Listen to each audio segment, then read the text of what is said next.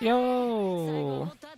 Swan, Ayo, Po! Hope you're all doing well. It's CM day. We're not gonna do CM races yet, though. Oh, this is oh, I'm on the wrong screen. There we go, there we go. Thank you again, Payne. Yo, hello, the stream's not ending. We're starting. We're gonna do 3 Teio runs. So we'll take like an hour and a half. Do some more last minute Teio stuff, and then we'll do CM round 1. That's the plan, because I did not get to stream earlier like I had hoped I would be able to, and actually got those Teio runs before CM started, so we're gonna do them now. Also, we just got 3,000 carats in the mail. Huge! More funds for Dober. Dober will come home.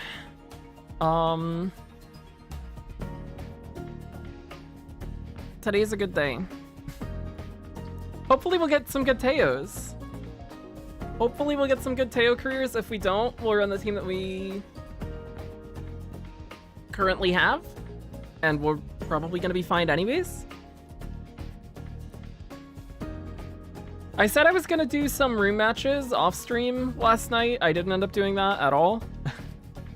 But I'm sure our team's performing fine. And then, what else? I am actually gonna do a video talking about Half Annie and other event stuff coming in November. I tried to record something short yesterday. It turned out to not be very short and also not be very good. So instead I spent like an hour and a half earlier today working on a PowerPoint. Probably gonna finish that up later tonight, and then we'll record stuff and very, very lightly edit it so that it actually gets done. And hopefully the video will be up tomorrow. That's the plan. But this time we'll actually post something, and it won't... It'll break our month streak of having not posted anything on the channel. Just in time for Unity Cup. Just in time for the big Unity Cup grind. Oh boy. Paid banners are up now too. Do we want to pull on paid banners? I don't have paid carrots on my PC. And I don't think I have enough paid carrots on my phone either to pull on paid banners. But there are paid banners up now. There's the character and support card banner, which does just include everything that is out at this point, and the pool won't change. So it's everybody up through and including Flash, and then every card up through and including the Nature Wit card. I think if we were gonna pull on one of these banners, we would pull on this one, and we just hope that we see like Saiyan Sky or Meisho Doto or Asian Flash.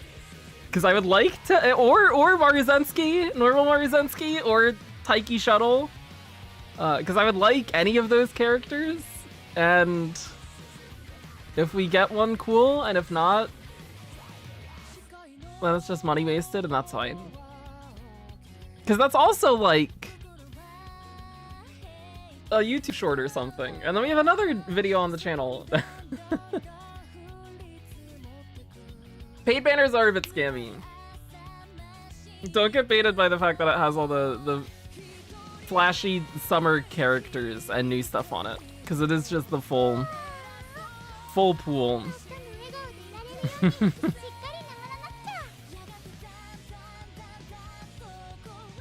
And you get more mileage out of those paid carrots doing the paid singles anyways, but gambling is fun.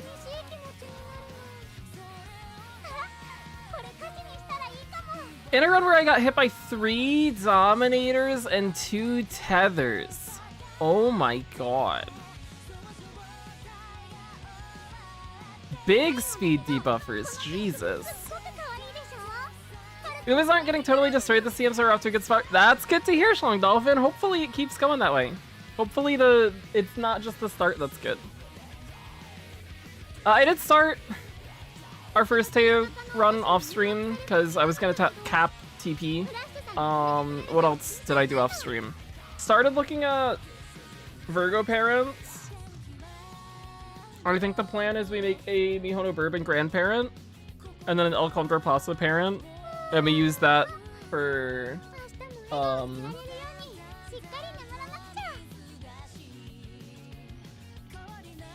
Falco and Maru. If we see Turf Pink, it can be for Falco or Maru as well, because this Turf wouldn't be bad. Same with Mile. We just need to supplement the Turf Sparks elsewhere if we are getting a Mile heavy parent on our end. But I have started looking at parent stuff at least, and I think that is something that I should be doing when we're not just using our Barus.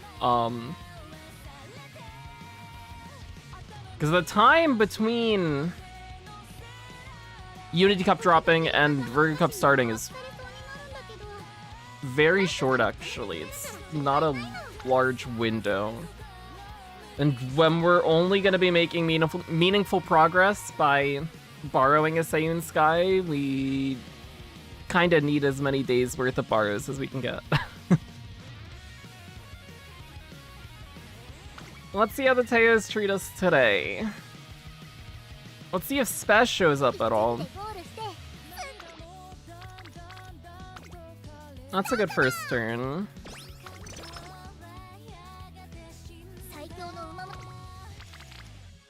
That's a good second turn.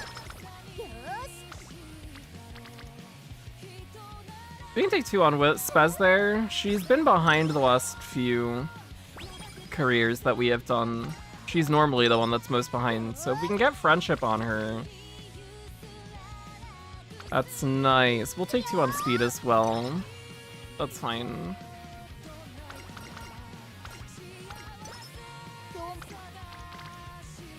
We can take this too. That's also fine. 3 on Stam is good. We rest here. That might change things. Let's take the 2 on Wit, that's fine. Could train again here if we see something good. It's a lot of 2s. We're gonna take an outing now.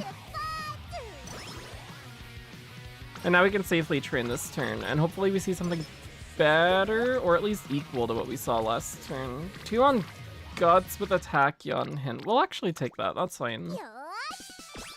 We want to see medium corners. Up tempo's not ideal, but it's usable.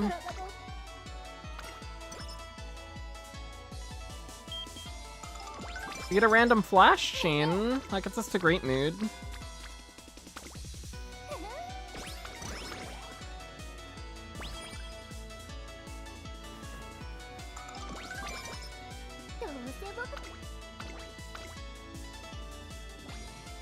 I retract my previous statement. Oh no.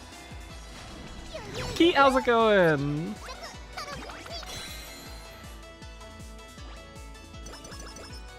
We're high on energy. I don't think we've been doing particularly poorly with friendship so far. You can take this, that's fine.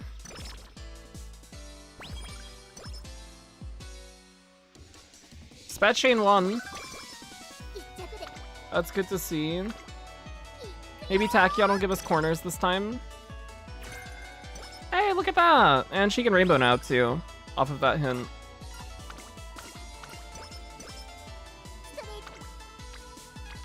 Big Stam! Some very nice friendship turns, actually. Spat chain 2? I don't think we saw that at all yesterday. Now the problem is, Spat has gone through her first 2 chains in junior year. If we finish her chain early, and our speed is low, we have a lower chance of actually getting Gourmand from her. So if she wants to hold off on that chain for like a year, that would be fine too. Echo, what's up? Okay, glad to hear you're doing great. We could take this, look for medium straights. We could prune here. I think I'd rather just click this and get the friendship on these two.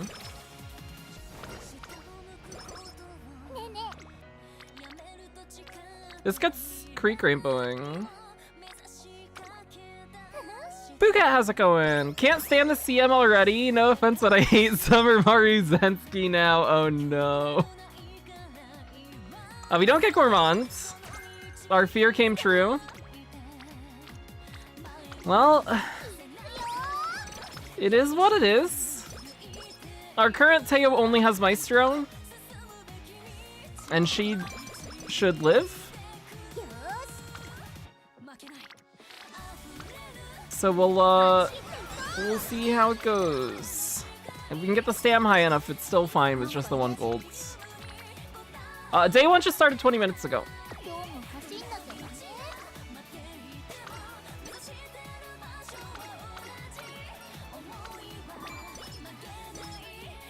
How's it going, Deedlit?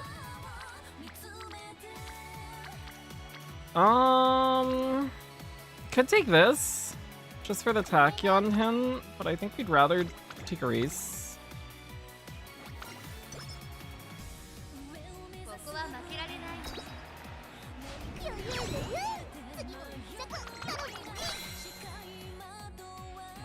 Maybe we get lucky and hit right-handed.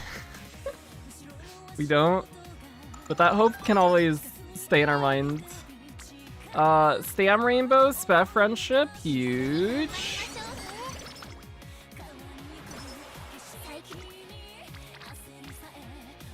That's not a bad turn. Let's take this. We take this, like cap our energy off New Year. We get some Akikawa Friendship. It's either that or we take Hopeful Stakes. And I am fine with that turn. We're gonna quick wit again, get Cafe.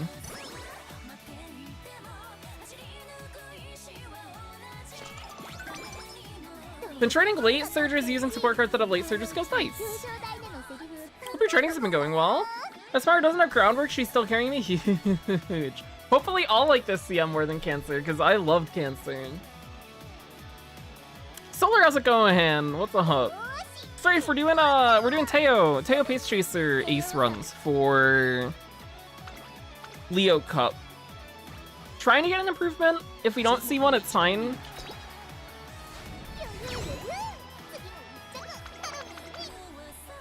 But we got 3 borrows for today, so we're gonna give it a shot and see if we see anything better than what we currently have.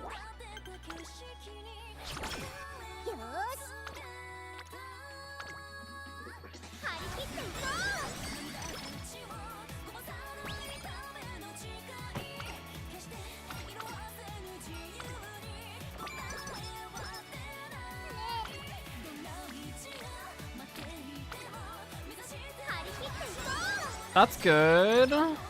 Pico's slightly short. Cafe's a bit behind. Spez like 2 trainings off. Somewhere in there. Oh no, Spez and Pico are both 1 off. Well, I gets them both up. We just have Cafe to get.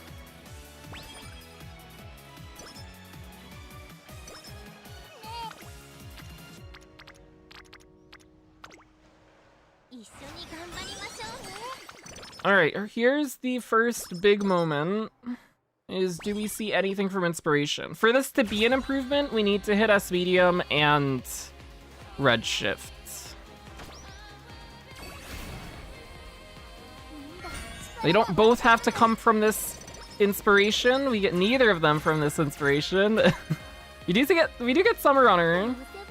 That's fine. But now we have to see both next inspo. Otherwise, it's automatically worse.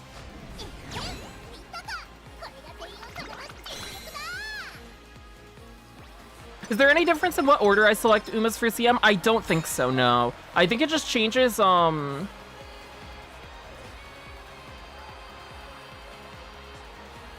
the camera focus or the highlighted icon on the top is whatever your first Uma is, but it doesn't have any like meaningful impact on anything.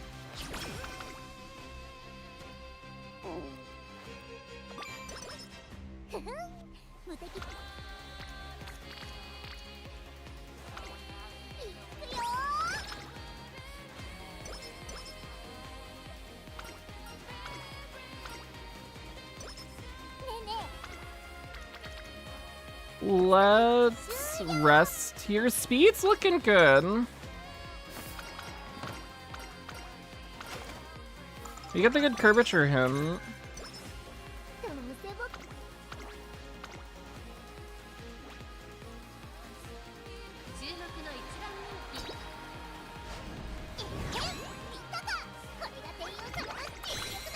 Got a double smart Falcon pull. Oh my god. Huge. The 3,000 carats are huge. I'm really happy about that. Fine motion, nice. Also, Solar, good luck with your first round. Hopefully it'll go well.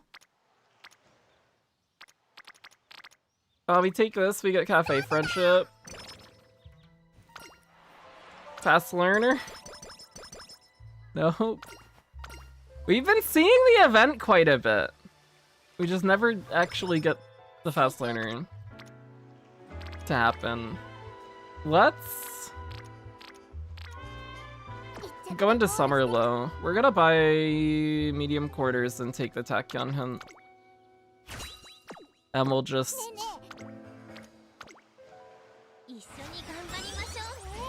still have a good summer.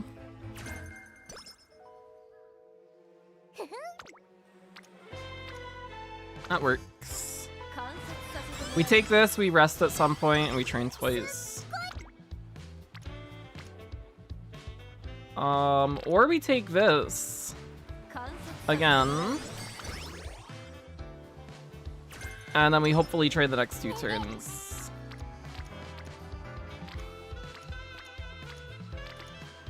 Although we don't really see great options on the board.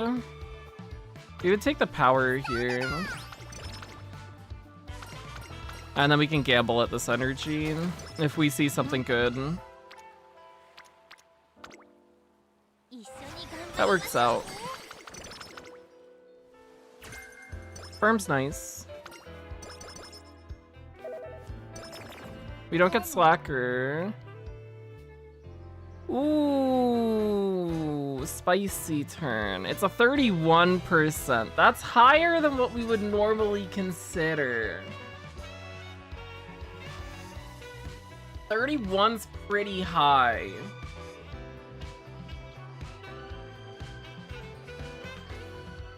It is a triple though. We don't see these often.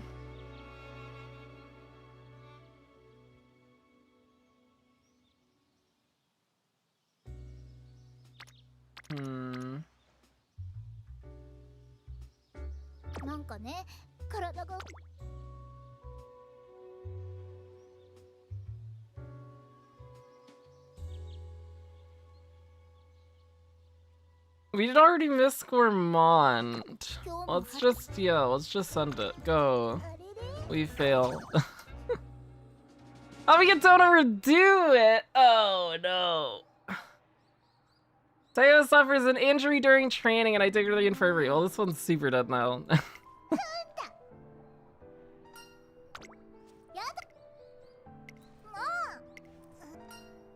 Don't make it worse, Teio. Get rest.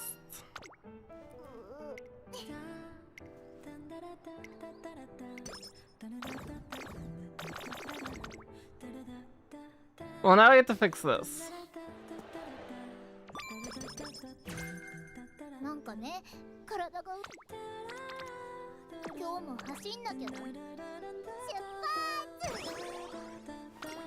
That helps.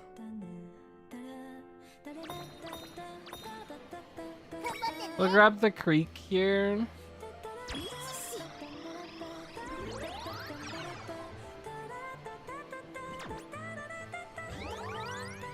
Wow. Bullying.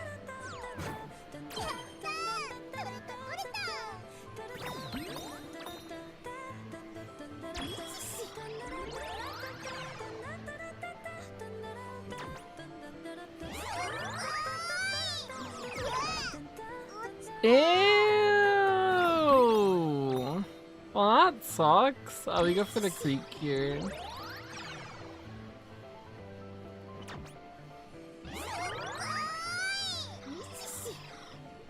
That's fine.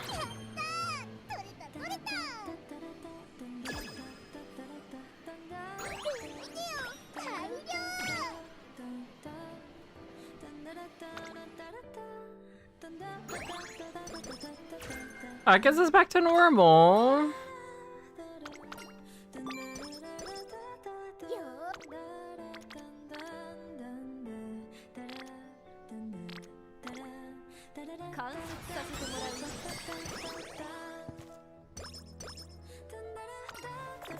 Oh, we get migraine too. Yikes.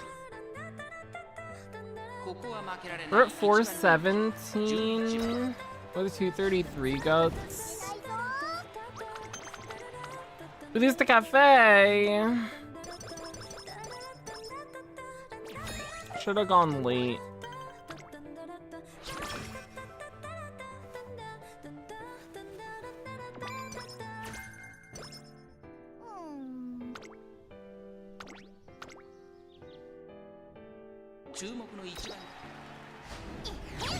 This gets us to the fans we need.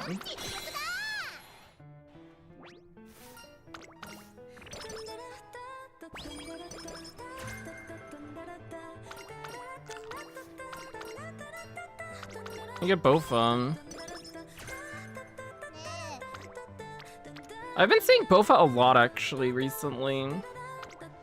I've been hitting it in my parent runs too.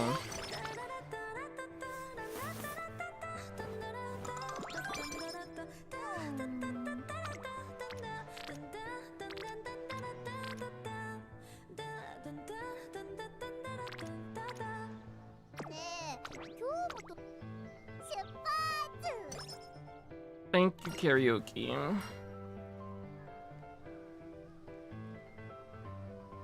What is this? This is stand power or speed? Stand power, good.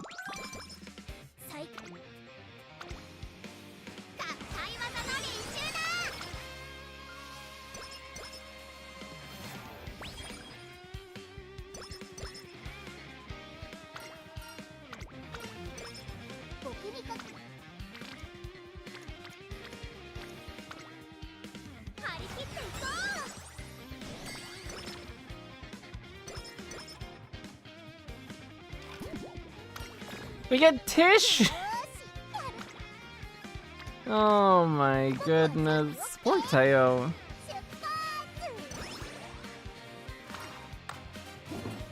We don't heal practice poor from Shrine either. Yucky.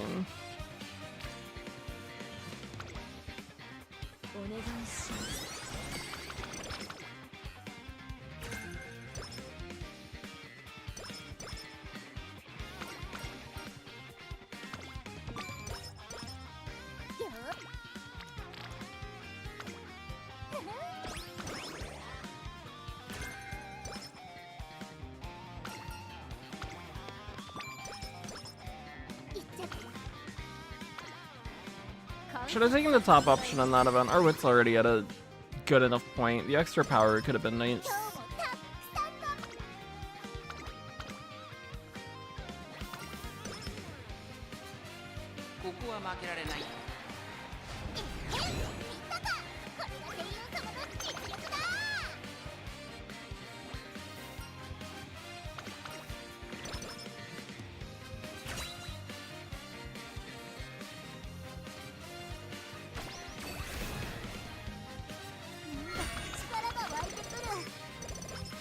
We get tail held high red shift. We're missing S medium.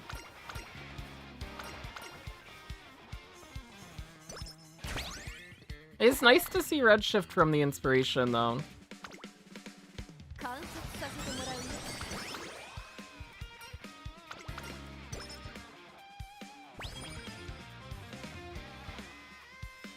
There's Maestro, actually perfect timing as well. Because we kind of need it for Spring Tennis show.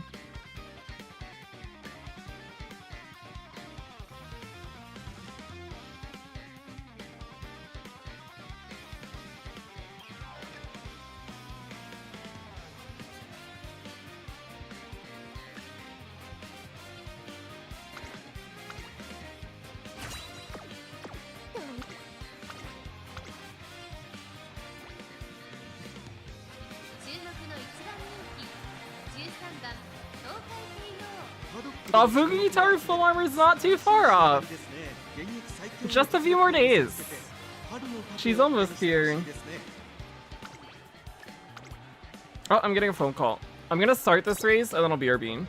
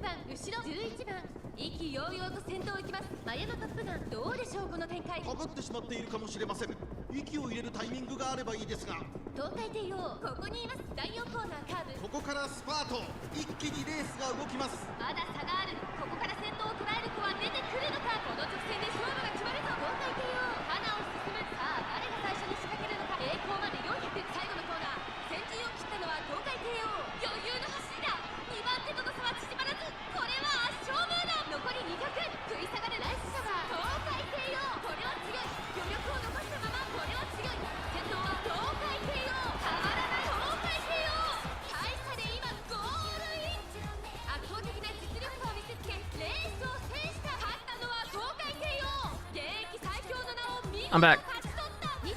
We won. Good. Oh, that's a long race.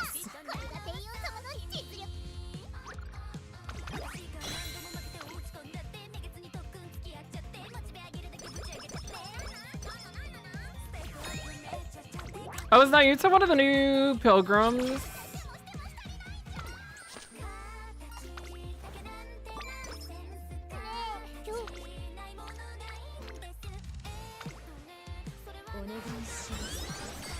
How are the new characters? Are they cool?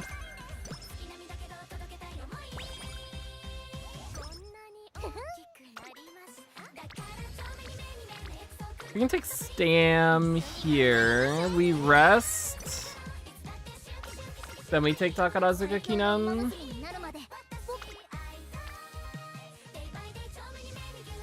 Or we take this and then just go into summer super low. That's fine too. I guess.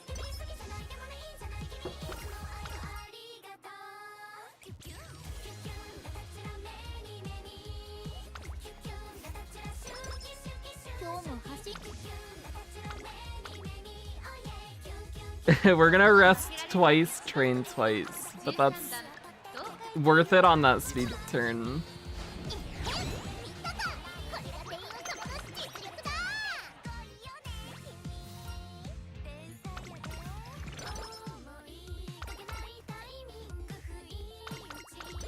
Are there gonna be any other paid packs for half anniversary outside of the top-ups? There shouldn't be.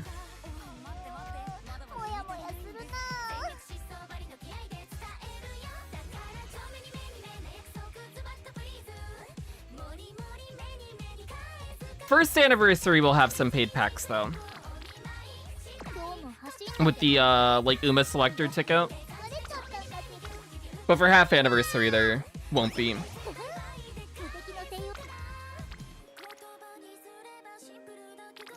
At least as far as I am aware.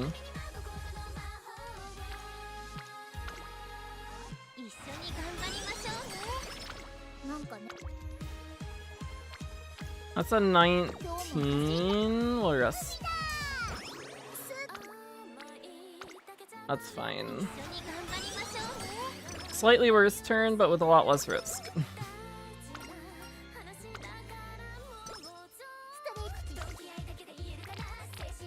Gonna rest here. I'm surprised that this is still decent stat line wise after the failed training earlier. The fact that we've still gotten to this point is good to see.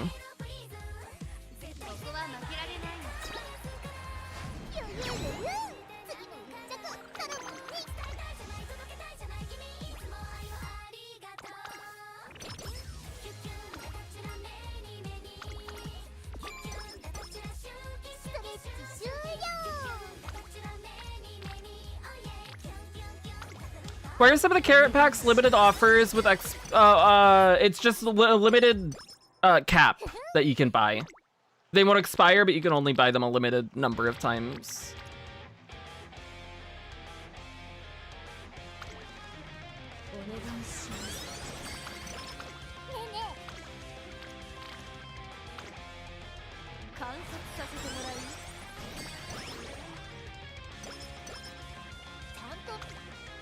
Speed's real bad now.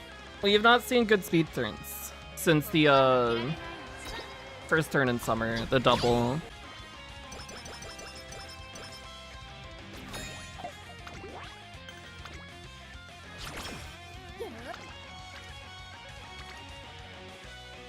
Kinda have to take.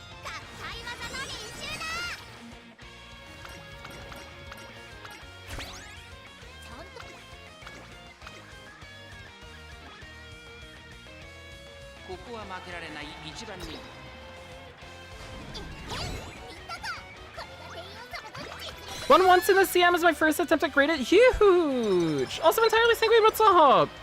Your Stella Sora account.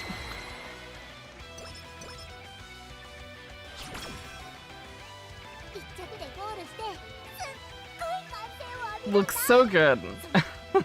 It looks really good.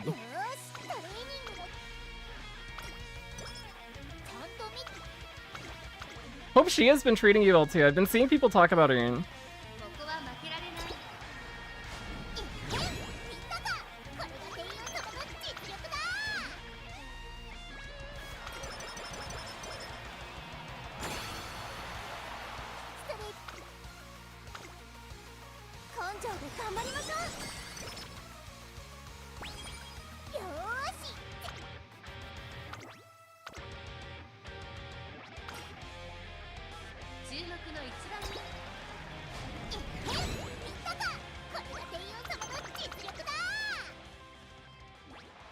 I like Shia a lot. She's so fun. She is real fun. Ooh. Maybe I'll cave. Maybe I'll cave and... Oh, wow. We actually got good speed turns in the end. That's a surprise. The fact that this managed to hit a stat line like this is, actually really surprising with how this career ended up going.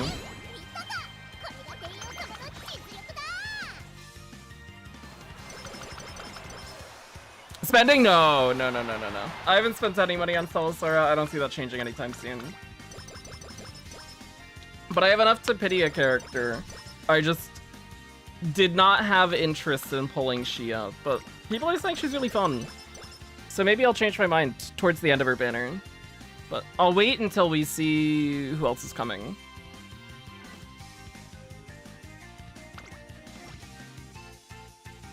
I'm not the biggest fan of her design. Appearance-wise.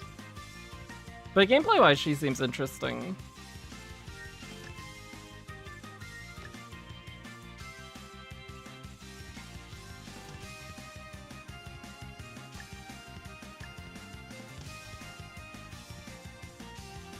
What do we buy here?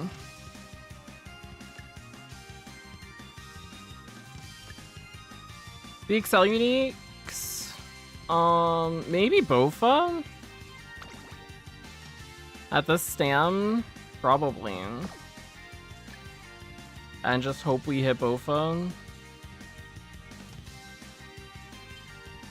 And then at 81, we buy Firm. It actually works out perfectly.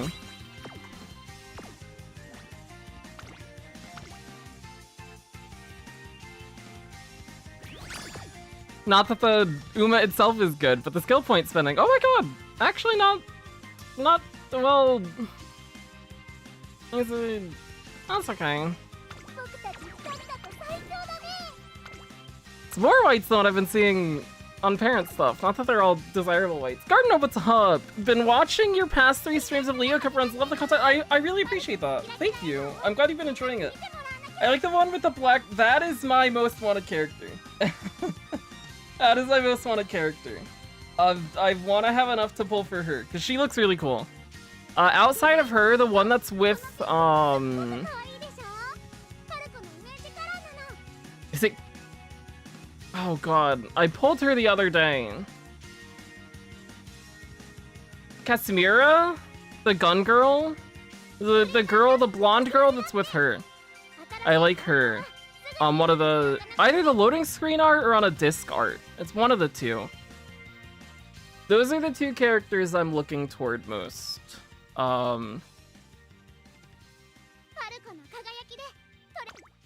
We'll see what they end up being like personality-wise when they're out, and what their gameplay ends up looking like when they're out. But design-wise, character design-wise, they're my top 2.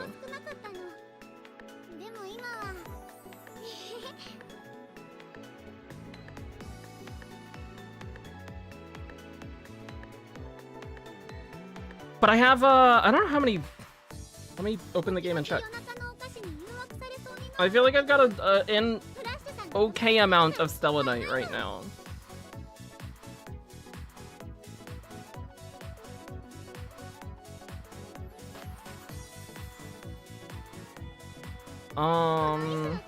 We're at 48k.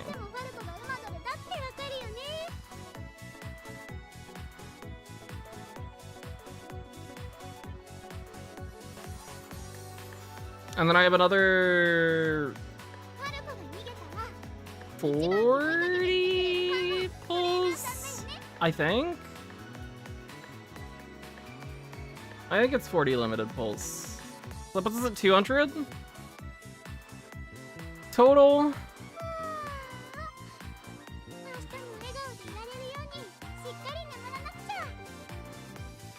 So we're in a pretty good spot for pulls. Like at this point, with the amount of time that we have until both of those characters do show up, even if they were to show up very quickly in succession after these banners go away, I should be able to pull both of them. That puts me in a spot I'm happy with. I'm glad the VODs have been nice to have, yeah. I've been surprised with how many people do actually watch the VODs after the fact as well. I'm glad people have been enjoying the streams. And it's nice to just get to chill and play the game. Because this is all, like, I would be doing this off stream anyways. So it makes sense to just have it streamed and then also archived.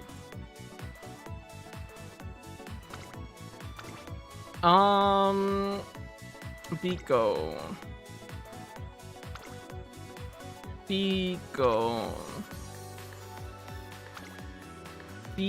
There we go. Yeah, YouTube auto archives. If you have it set up to.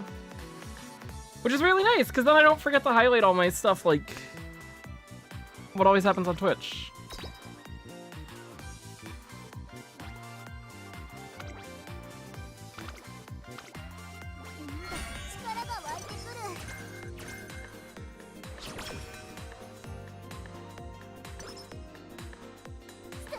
It seemed I did not prepare well. All I wanted to see was TM Opera. Oh, when she did that, I'm happy. Awesome. A lot of the still story animations have been cool, actually. I've been surprised with how much I like a lot of the character designs and animations. I feel like the more that I play both Stellasora and Chaos Zero Nightmare, the more positive my thoughts towards Stellasora become, and the more negative my thoughts towards CZN become. Which is what I was initially thinking would happen before the games had launched. Like, I was not interested in picking CZN up at all. But I was very disappointed with Stellasora launch. I think the more that I've played it, I don't think Ascension's fun. I think that's one thing that has not changed. I don't think the Ascension gameplay loop is engaging at all. But now that we're getting to the higher difficulties, now that I have like 6 open and we should get 7 open like next week, later this week, somewhere in there. The team building stuff,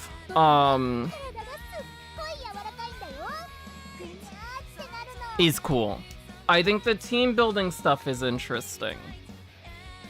I just don't think the process of playing through Ascension is fun or exciting or engaging in any way. Yeah, a lot of the stuff in Ascension just either feels like it doesn't matter or just doesn't feel impactful or like in a fun way. A lot of the moments where you like, all of the events are really not fun. It's like, do you want a little bit of money or the chance at getting a good thing? And if you don't get the good thing, oh well, you just do another run.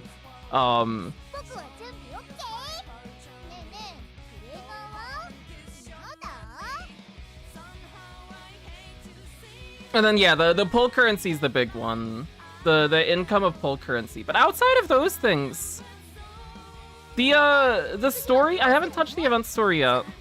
But main story is like, the main story was enjoyable enough. I like a lot of the characters. The gameplay is simple, but now that the team building stuff with like, now that I'm at the higher difficulties of Ascension and we can actually get more potentials and things are starting to click a bit more with the gameplay, even though it is simplistic, it's actually cool.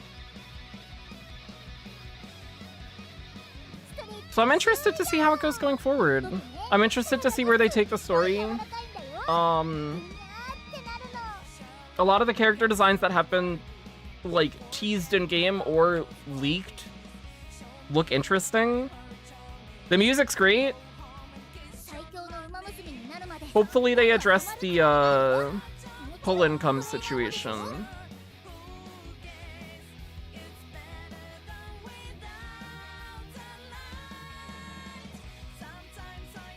I think the deck building in CZN's fine. I am not at the point where I can get to the mode where the deck building starts to free up a bit more, just because I'm account level blocked and I don't want to spam stamina pots.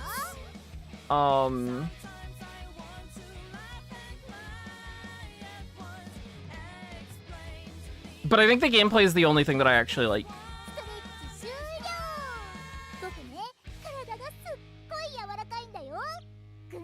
Which was kind of what I was thinking going into it. I just didn't think it would be a game for me.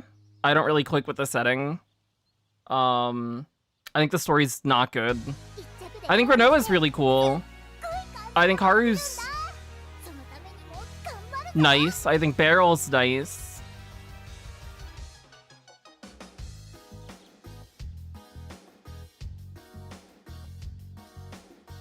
I'm interested to see how the Zero mode runs feel when we do get into them. Which should be in like 2 days. I should hit it, probably. Hit 40. I'm like halfway through 38 right now. Oh, we're talking about, yeah, Stellasaura and Chaos Zero Nightmare. I've been talking about how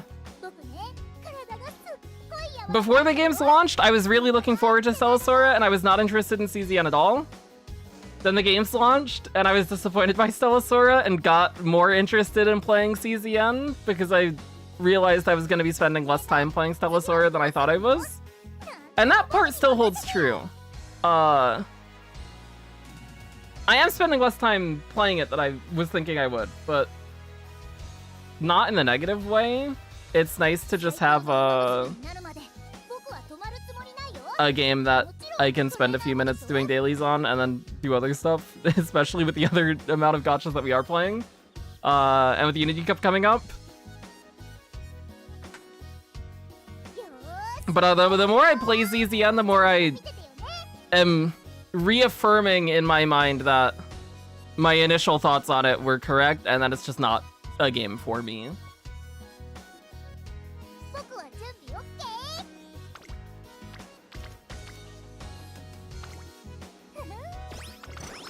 I'm interested to see what they do with the story. I don't know whether to feel positive or negative about the fact that they are going to... They announced that they are going to rewrite the whole story again. Because people have been having problems with it.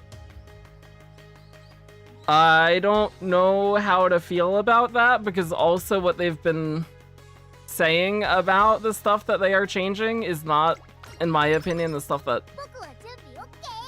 should be changed. But I also haven't gotten to play Chapter 5. So I don't know what Chapter 5 looks like, but up through Chapter 4, I think Chapter 1 is interesting, and then everything after that has just gone downhill. I thought Chapter 1 was an interesting introduction to the world. I think they set a very real sense of danger with the way that it started. And there was a very clear purpose. Spoilers for Chapter 1 of Chaos Zero Nightmare if you haven't played it, because I'll just talk about it because it's the first chapter of the game. Basically, you start off in the chaos. Ray gets, like, completely destroyed by a monster, has to get recalled. Everybody's freaking out. You have to, like, Everybody has to leave.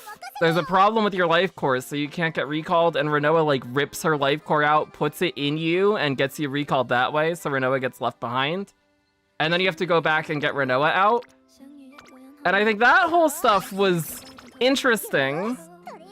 I think the way that they got Renoa out is something that I do have a problem with, because they go to get Renoa, they get her out, a monster shows up that is incredibly strong, and then Luis just shows up, one-shots it, saves everybody. And you get out safely, but I think that is the... Chapter 1 is the one part of the game where there has been a very clear goal that I can connect with. I think everything after Chapter 1, the sense of direction just feels completely off. And I feel like I have no motivation to do anything, and it leads to me getting bored and paying less attention to the story. I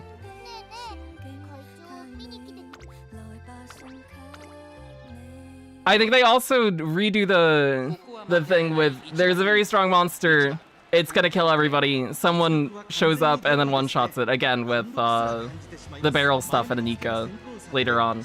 I think that's in Chapter 2, which I also have a problem with. Just somebody showing up and then single-handedly taking down the threat, and then they just go away afterwards. But it seems like what they are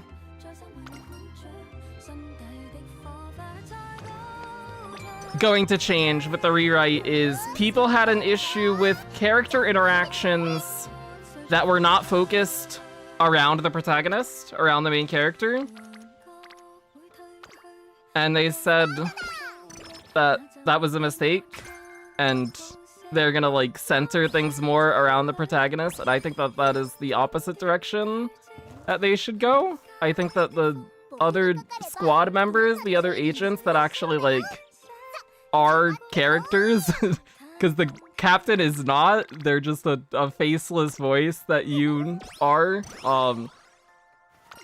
I think the interactions between those characters are more interesting, and there's not too many of them, from what I have seen in the story at least, that feel meaningful or make me like actually connect to those characters too much.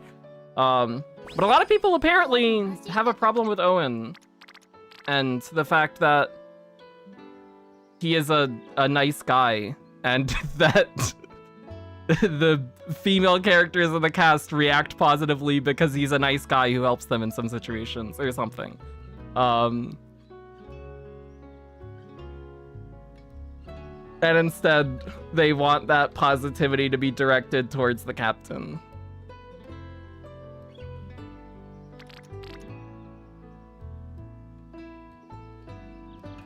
Yeah, oh yeah. He's NTRing everybody. True. But yeah, I think, I'm not a horror guy, which is part of the reason that I was not super interested in CZN, just because it's darker than what I normally go towards. But I think there's a disconnect in atmosphere with... I just think it needs to go darker if it's gonna, like, try to go dark and have these horrifying monsters, because it has that, and then there's like a mental disconnect where nothing else has really felt dark at all, and it just feels like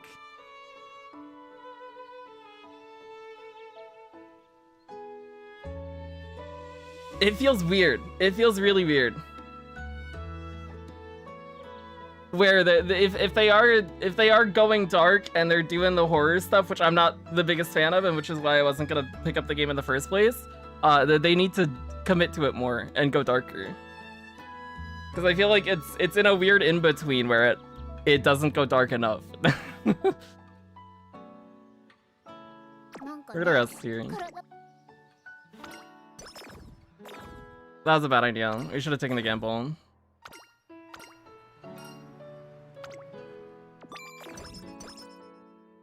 Like, I felt like Chapter 1 was interesting in that way, where there was a very present sense of danger, and we had a clear goal that we needed to get accomplished. And then after that point, it has not felt like that at all. It has felt like, oh, we're kind of, we don't have a purpose, and we're just doing whatever we happen to, like, come upon. Somebody sent a distress signal. Oh, we'll go help them. Oh, we got called to go to Haven. Okay, we'll go do that. Oh, the people in Haven want us to do this thing. Okay, sure, we'll do that.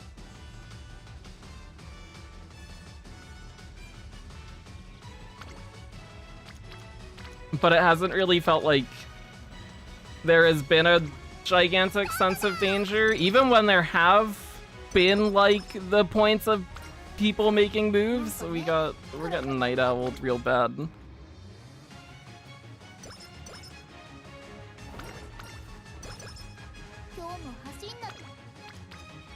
And there has not been, like, a clear goal for me to connect with and feel like, ooh, I want to see what happens. I think are the big things for me in this story. I haven't gotten to try out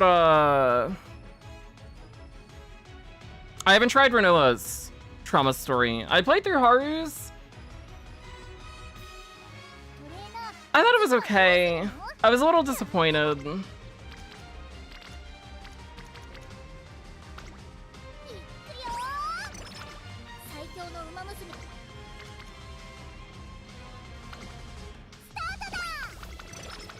Also, Usagi and Sorisagi, I hope you're both doing well. Oh, we get medium corners. I am interested to play through Renoa's, because Renoa is definitely the character that I like the most out of the entire cast. She's for sure my favorite character, both design-wise and gameplay-wise and personality-wise.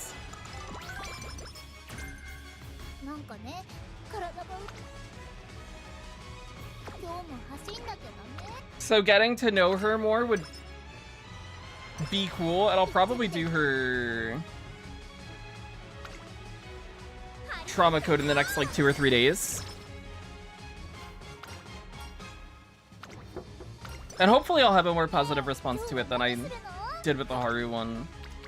I think I like Haru as a character. I just don't feel like I don't feel like her trauma story made me care about her or connect with her much more, I guess, is what I would say. I feel like I wanted more out of it.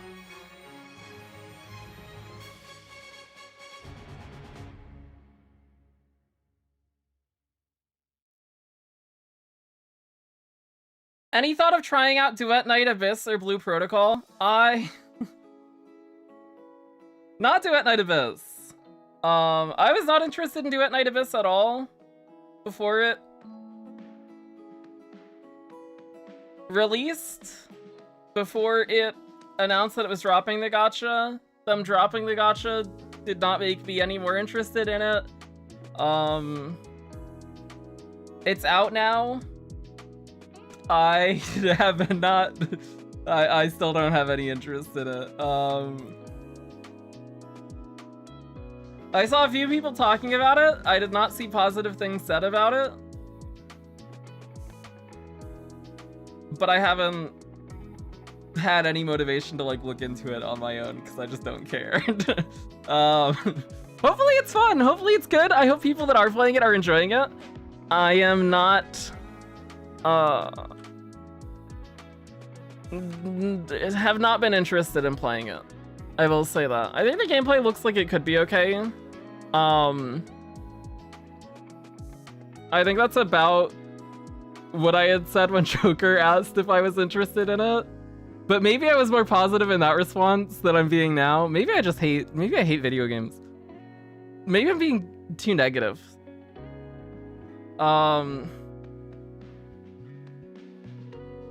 But all of that is to say I'm not interested in Duet Night Abyss at all. I don't think I'll play it at all.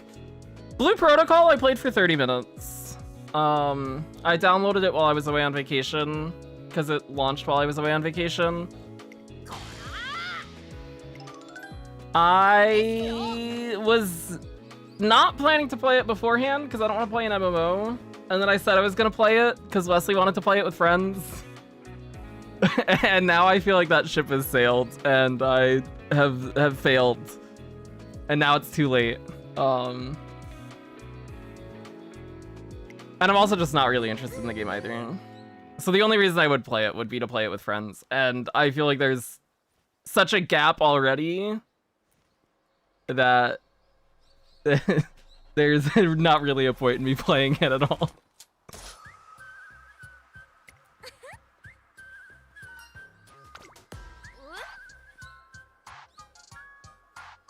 I don't know what else I am looking forward to. That's coming this year. Actually, oh no, I do know what's coming this year that I am looking forward to that I can't actually play because it's not getting a global release. Would have been Star Savior, which drops I think in like 2 weeks for Japan and Korea. Which maybe I'll pick up the JP version and just play it anyways. To get an idea of how it plays. But we're also going to be deep into Unity Cup and all of the stuff that brings. So I don't know if I have the time to actually look into that game at all either. But it's a game by the Counterside devs, which I never played Counterside. But it seems like it's Uma gameplay with then turn-based combat instead of races afterwards. I like Uma, so there's a good shot that I will like Star Savior, and a lot of the character designs that they have posted, because I've been following the Twitters since the game got announced. A lot of the character designs look really nice. I'm a big fan of a lot of them, actually, so whenever that does get a global release, we'll check that out for sure. Is NTE? I have no idea when NTE is coming. Spent the whole prep time till last night on making a summer Mario with all the things I needed, only for my Teio to dominate. Let's go, Teio! Huge. Should I pull on the one?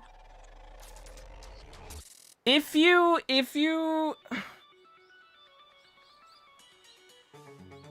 we can skip through this, and pull up the banners. Let me. What is this?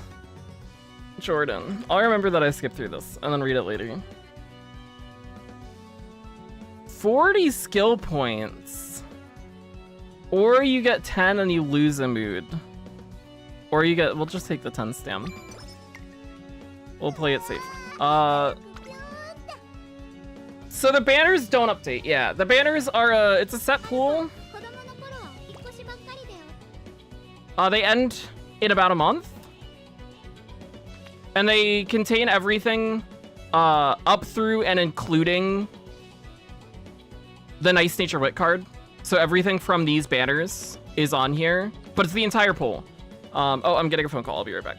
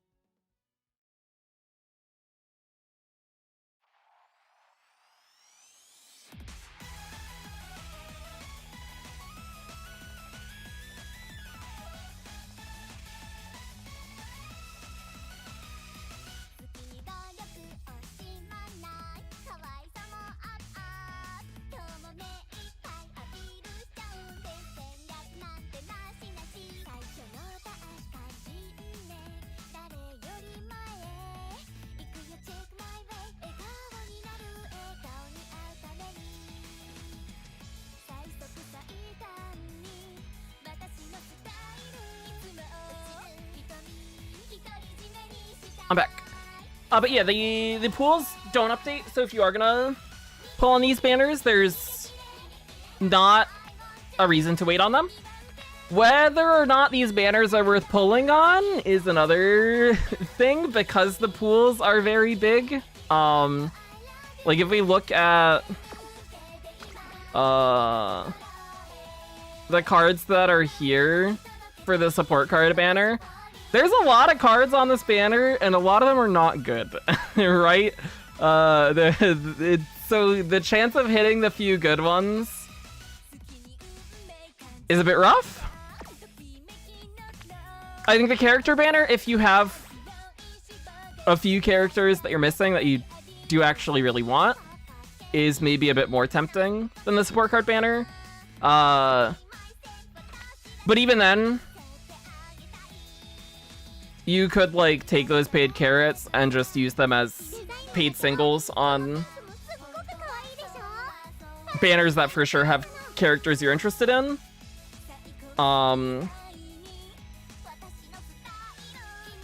And you get more mileage out of it because it's 30 pulls of paid singles compared to the 10 pull you'd get from those paid banners.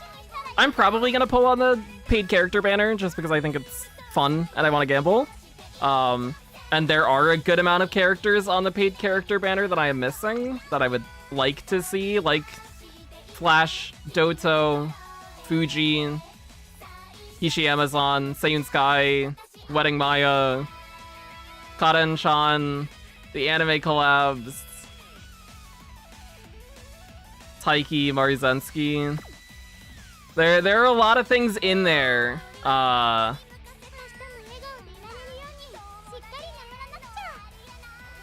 I would like to see. So I feel like there's a good shot that we hit one of those and we're happy. On the support card banner though, the pool's a lot bigger. And the stuff that we would want to hit, it's basically just Fine Motion Creek, Wind Nature. I guess like Power Yaino would be nice so we don't have to borrow it for parent runs if we needed to spend the borrow on something else, but even then we'd rather have the MLB just a full hint and prune itself. So I think I skip this, but we'll pull on this. Unless somebody wants to unless somebody wants to donate the money to pull on this banner, then I'll do it.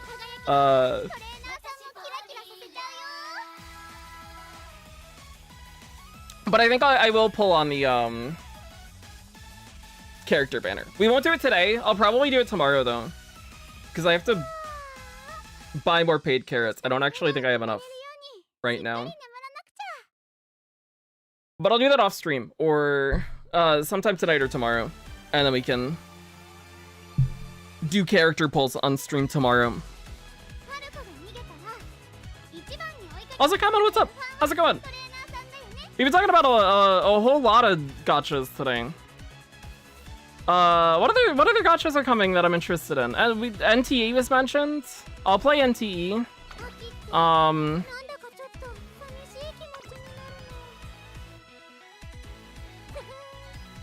I'll try that out because I played Tower of Fantasy, so I will try their other game. Is that a great reason to try to get? Probably not, but I'm more interested in NTE than I was TOF, probably. Not that I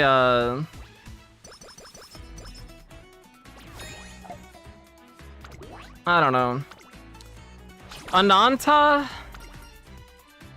I feel like if I say what I think about Ananta, I'm gonna get hate for it. It looks good. It looks good. I don't think it's a game for me. I feel like the more that we have seen of Ananta, every time that we have seen more of it... Actually, no, that's probably not true. Because I think I was very interested in it when the Project Mugen trailer dropped. And then that kind of waned because we just got no news. And then the Ananta trailer dropped, the announcement one. And And that probably had like a similar level of excitement. And then that excitement has still dropped since then, because there was a gap again. I think this most recent trailer is the most comprehensive showing of the game that we have seen, and also the most impressive that we have seen, because it's like actually just gameplay.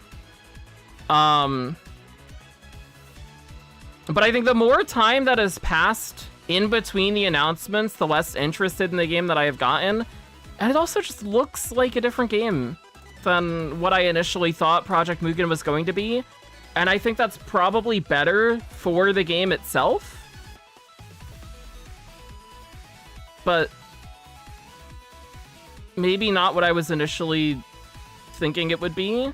And I'm less interested in it as a result. Or I'm just more interested in other games at this point than I am in Ananta, just because there are so many other games. But I'm gonna play it. I'll play it. I think it'll be the fun kind of game to like hop in, do whatever content when content is out, and then as soon as we get through that content, I don't really see myself as the kind of person who would play that game outside of like the major content updates or whatever, if that makes sense.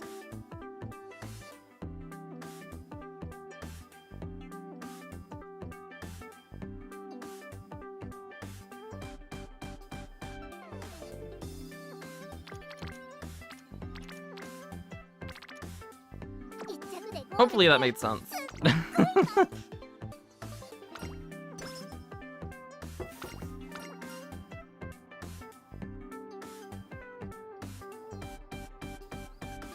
Enfield just had its special program, right? On like Halloween or something. I still haven't watched that. They're also rewriting the story, right? Apparently. There are a whole bunch of games that decide to completely overhaul their story towards the end of their beta cycles, or after launch in the case of CCN, I guess. I'm interested in Enfield. I'm very interested in Enfield. I think Enfield looks really good. I didn't get to play any of the betas because I haven't gotten access to it. But I think it looks good. I think it looks interesting. We get Redshift. So I'm definitely interested in Enfield. I have not signed up for the new beta. I need to do that if it's still open.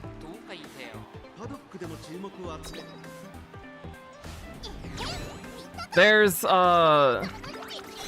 Nexus Anima, Honkai Nexus Anima. I'm interested in that because it's Hoyo.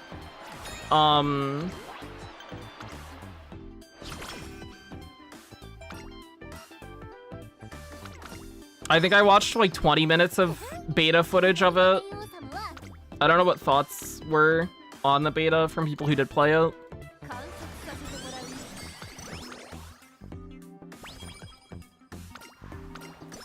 Hopefully it'll be fun. Hopefully it'll be interesting. I'm not a big auto chess guy. I played a decent amount of Super Auto Pets. But that's like the extent of my auto chess stuff. Resonant Solstice I have no interest in. I saw it pop up on my Twitter the other day. I didn't know that it was a game. I'm aware that it's a game now. I have no interest in playing it. I hope it's good. I hope it's fun. What other gachas? Oh, there's so many. There's so many. Silver Palace looks cool. From the little bit that we saw of that. I don't know if there's been any news since that did get announced. If there has been news, I haven't seen any of it.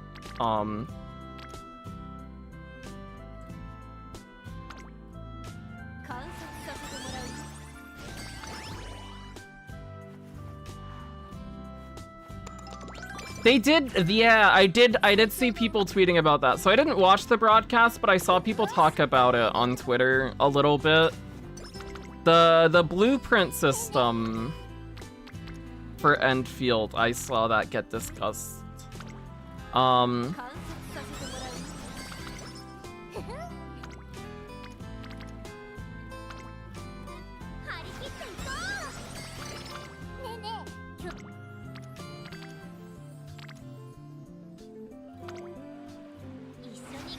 interested to see what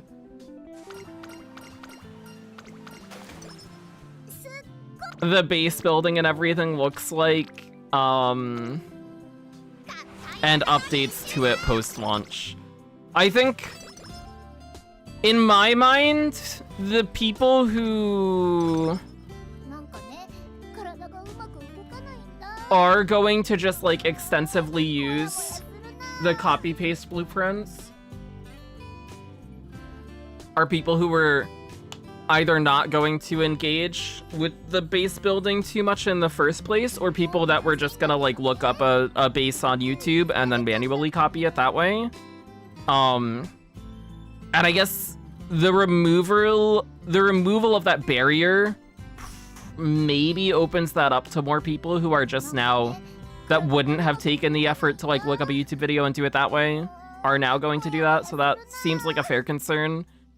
And I think the larger concern is that if they are just offering a system where people are gonna skip all of the base building, there's either a lack of confidence in the dev team in their base building system, that it will appeal to the general audience that is going to play the game, and also a concern that if they are offering this option, it means they are not going to like lean into the base building in the future, because why would they do that if most of the people are just gonna copy paste bases anyways?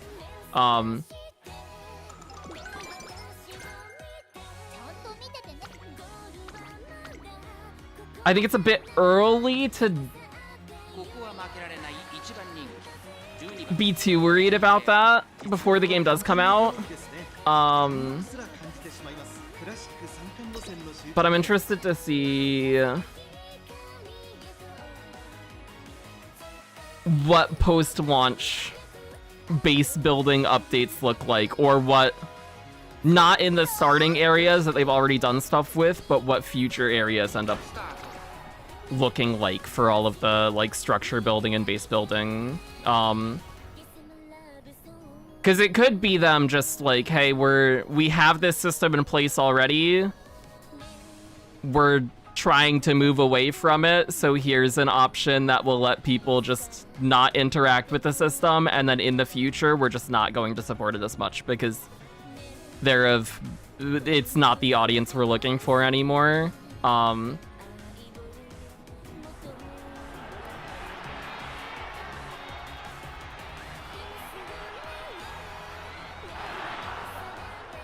But I think until we do see what they end up doing after launch, it's hard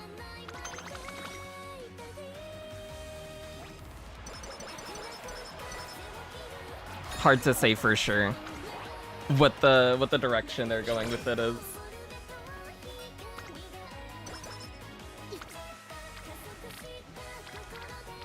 But I know people who are very into the base building stuff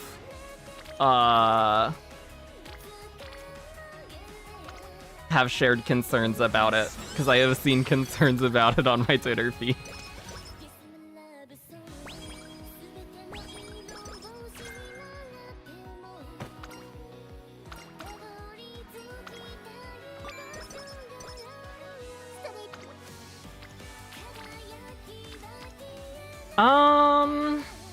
Let's take this. We're 1,000 fans under.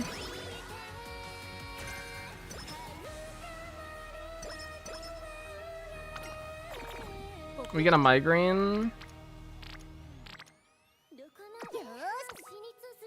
I'm gonna take Stayer's Stakes. ZZZ TV, dude, I'm so upset that they got rid of TV mode in the way that they did. Count me in that. Count me in that. Not just AO. Me too. Me too. The death of ZZZ TV mode is tragic. I think it has been such a huge downside to the game. And it definitely shows in their revenue report as well. Definitely trust. The game's on its last legs. It's gonna EOS unless they bring back TV mode.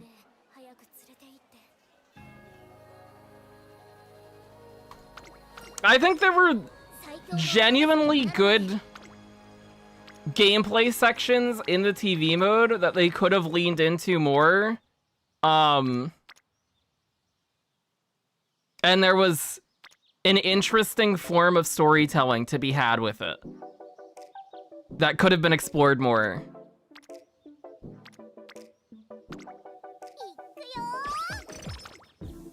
But they killed it, which is the right decision because a lot of people had problems with it. But it still makes me as a TV mode enjoyer upset. It still makes me sad.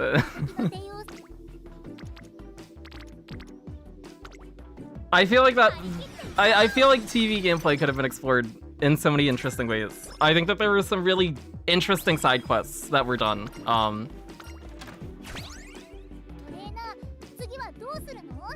Isn't it still in the early story? No, they removed it all. It's gone now. They redid all of the early story, so you don't have to interact with the TV mode whatsoever. It's all been replaced with other missions, where you traverse overworld maps instead.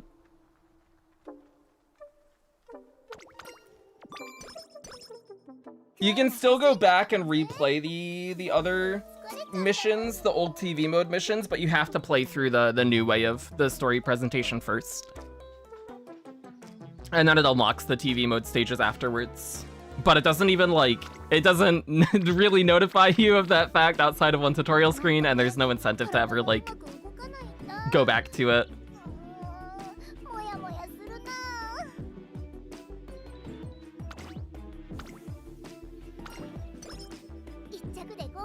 It's still there in side quests. It's there in side quests, but all of the main story stuff, it's been completely removed, so you don't have to interact with it at all. But early side quests were not reworked.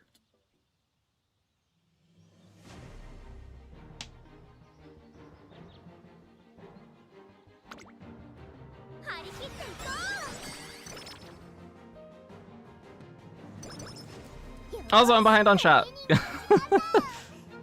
Multi-Fow Silver, Crimson Gamer, hope you're all doing well. How's it going? Anybody else who I missed as well? It's late March, we have to do Sakai. Anyways, that's my TV mode talk done for the day.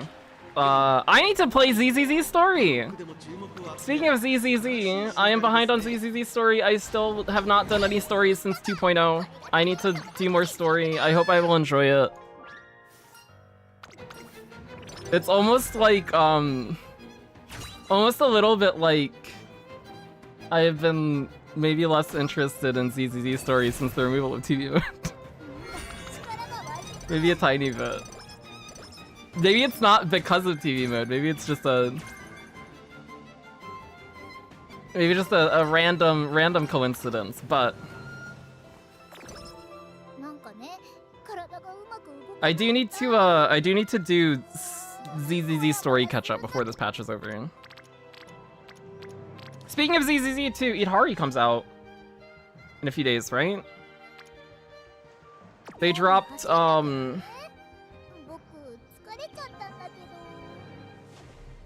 Idhari bath time on Twitter, something like that.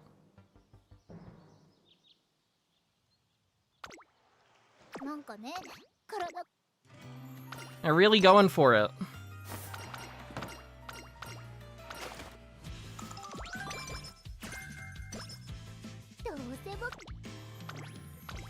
I hope she's fun. I hope she's cool. She's got the Monster Hunter Hammer playstyle, and I think that that's cool as somebody who used to play Hammer back in try. I think that's that might be the last time I played Hammer. I probably played it in Generations. as well. I definitely did not play it in Rise. I don't think I ever played Hammer and World either. Oh, we're fucked on stamina. This is real bad, but I don't think we have any recoveries either. We also didn't get Gourmands. I completely glossed over that when it happened. We missed Gourmand from Spa again. Also, I just saw the comment of why am I not surprised that Siwan Enjoyer also likes ZZ's TV. Wow. Wow, I can't believe that this is what I've been reduced to now. Although if I'm known as Siwan Enjoyer, that's okay. That's a good legacy to have from the Nikkei days. I'll stand by that. Siwan's cool.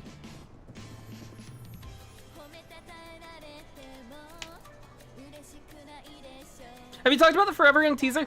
I briefly did yesterday. Briefly covered sports stuff. We talked about Forever Young winning Breeders' Cup Classic.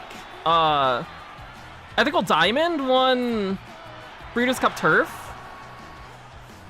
Oh, we did win Tenno shows somehow. Surprise. We talked about Dodgers World Series very briefly. I don't think I pulled the teaser up at all though for Forever Young. But we can pull it up right now if anybody hasn't seen it. Which is the most hype way that you could ever. Why? Oh my god! I'm gonna. This is what my Twitter feed opened up to as I went to go look for the tweet. Since we were just talking about Idari bath time, here's what my feed looks like. Wonderful.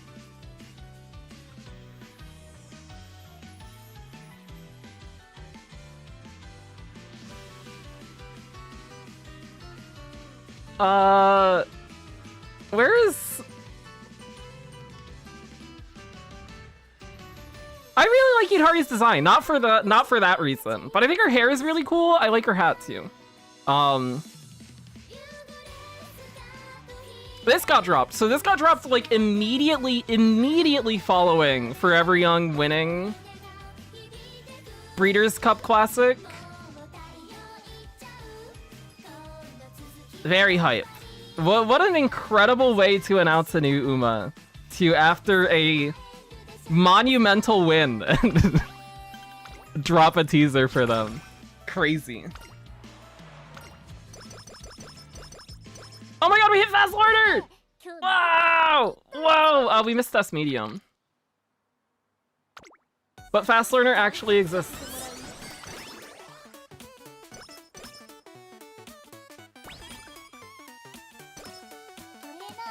I think as a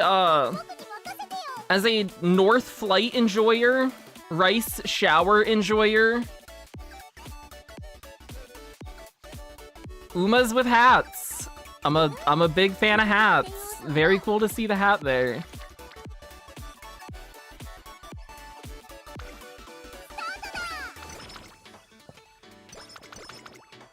I'd also be... I'm very surprised if we do get a playable version of Forever Young on that date. Because that does line up, like, as 5th Anniversary Uma.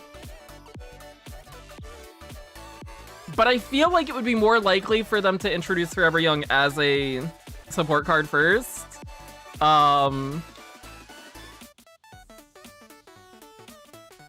Especially when we have other Umas who have support cards that have not come out yet that are also potential anniversary Uma that could exist.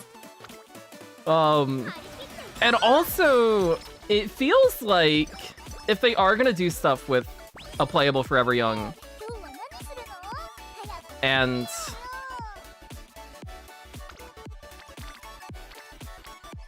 what the career would look like, it seems like we might be getting an overseas focused scenario in that case? Maybe?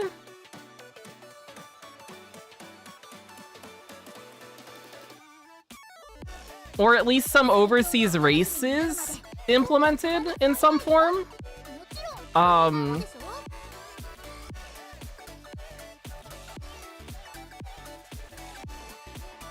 that's interesting. Forever Young is owned by, I believe it's...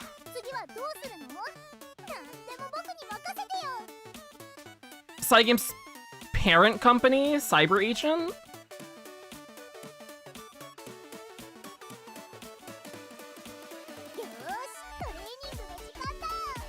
Something like that.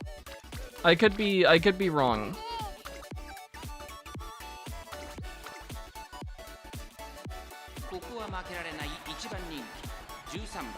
Dripping everything but a skip button to the Top Gun Halloween. Someday.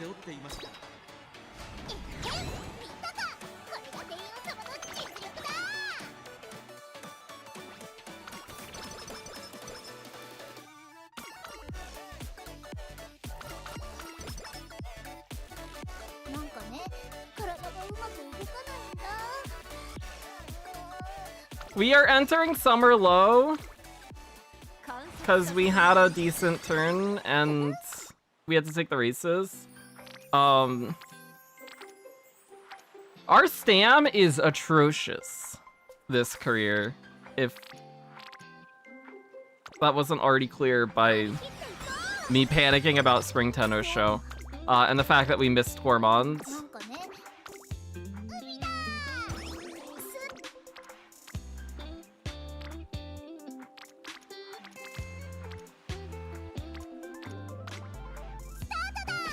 This is looking like a bad one. But we still have one more to do after this.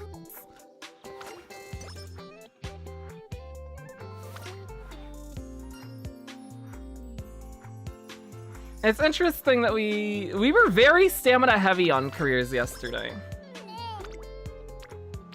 That is not the case anymore today, apparently.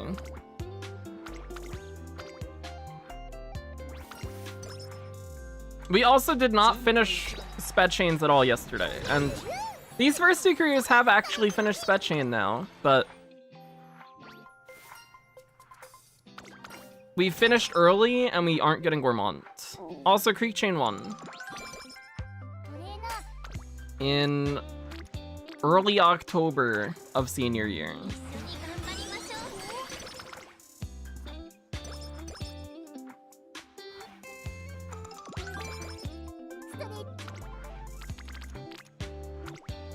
Yeah, I feel like we definitely will see more of her before that date, if that is the date that they are gonna make her playable as 5th anniversary Uma.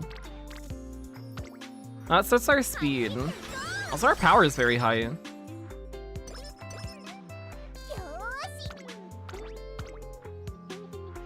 We normally don't hit 800 power, but we did this time. We're gonna exceed the 800 power by quite a bit. The problem is the stam's way too low, and we're not gonna have any recovery skill.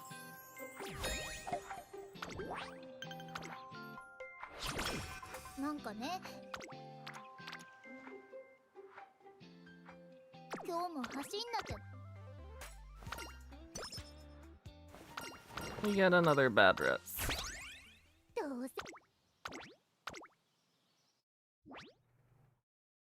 Wow.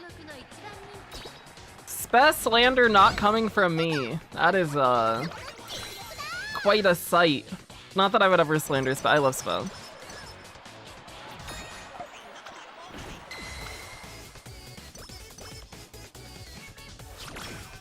Oh, I have to do the new DA. I have to do the new DA in CZZ. That reset recently, yeah.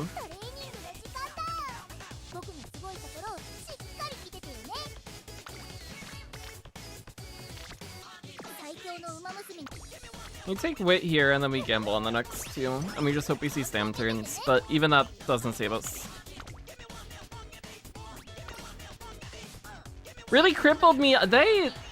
Miyabi has not felt as good to play recently, that's for sure. They definitely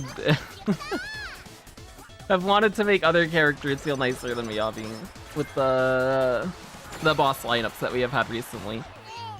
But Miyabi's still Miyabi, so...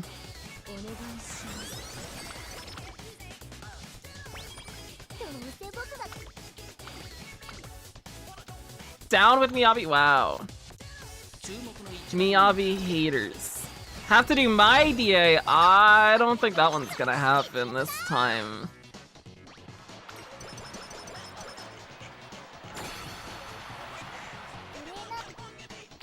Too much Uma.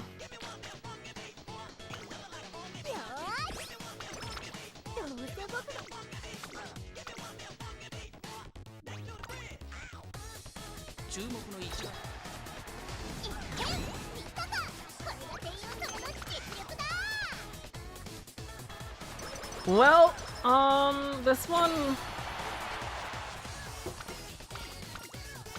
We hit Redshift. We hit Fast Learner.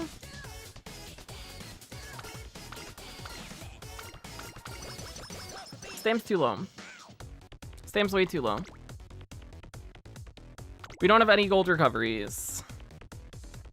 Except for the fake one.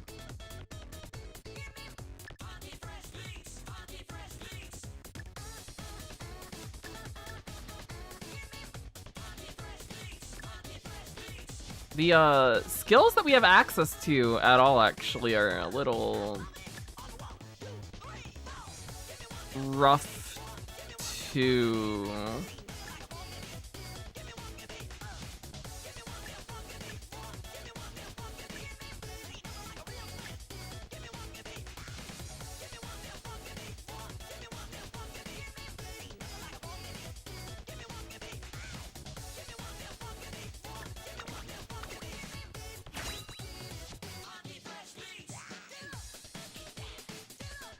Oh, I saw this! That's a good edit. That's a fun one.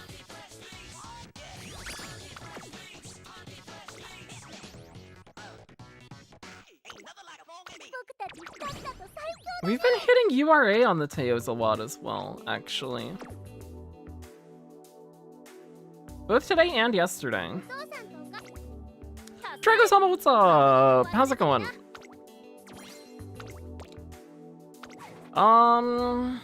We have one more Teio to do. And then we'll do... CM.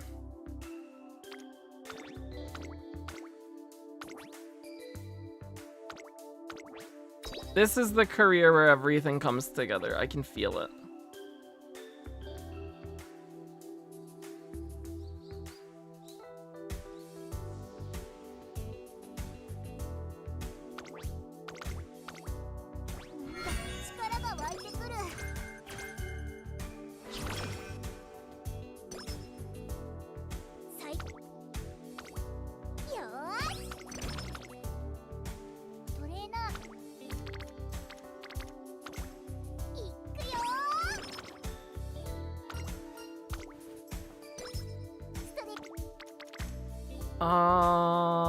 We can take 2 on wit. That's fine. We want friendship on both of these cards. Getting out early is nice.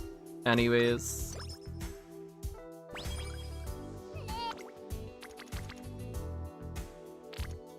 Take the 2 on wit again. We have another 2 on wit. We're gonna keep clicking the 2 on wit.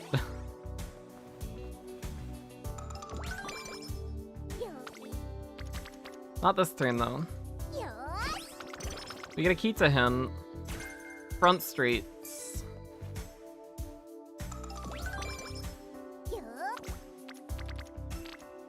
We're gonna take an outing here.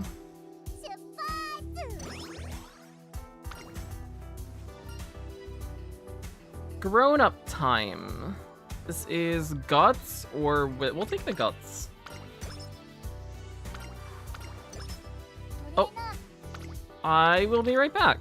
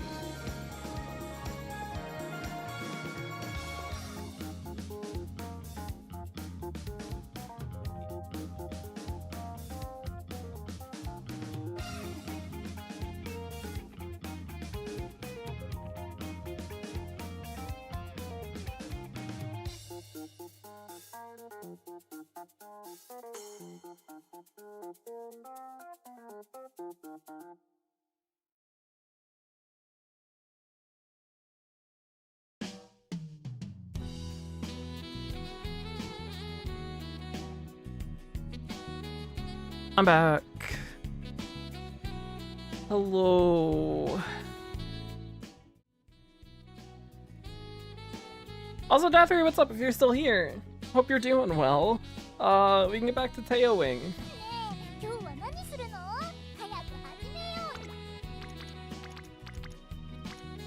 Bad turn. Don't like this one.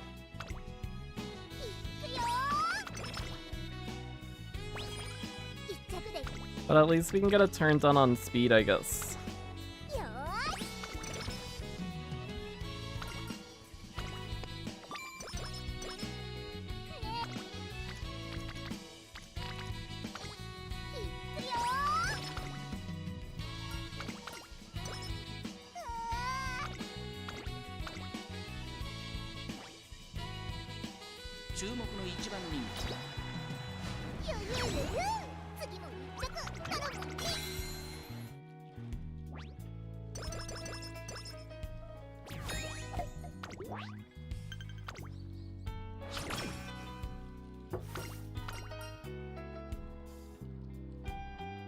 This is Speed, Wit, or Stam Guts. We take Stam Guts. We can take the 2 on Wit here. These are cards that are generally behind too, so getting them both up together is not bad. This gives us enough energy we can train this turn too. That's good. And then we'll rest here unless we see people on Wit.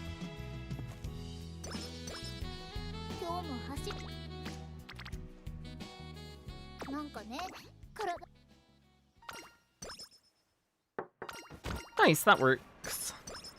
Maxie, what's up? How's it going? 3 on Wit is a good turn. This gets Kita Rainbowing. There's Creek Chain 1, not in early October of senior year this time. Big speed turn.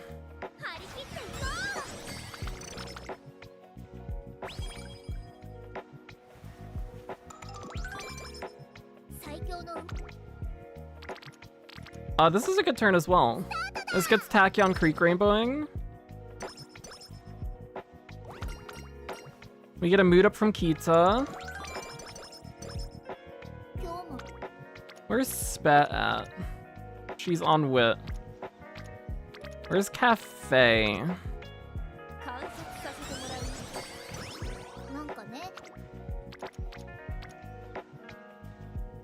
This is a 16. This is a very good turn, actually, though. In terms of stat output at this point in the career, it gets Biko Rainbowing, it catches Cafe up. For a 16, I think we risk it. That seems fine to me.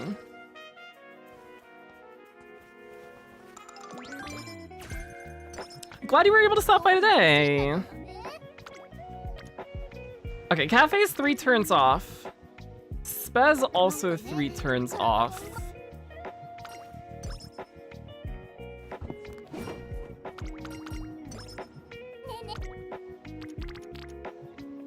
This is a turn that helps catch them both up a little, so they're both 2 off now.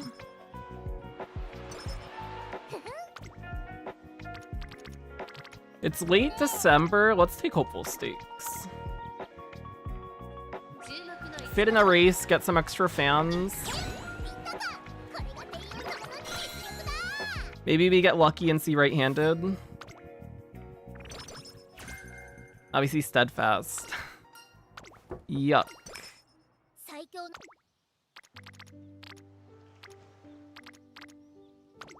It's a good enough turn.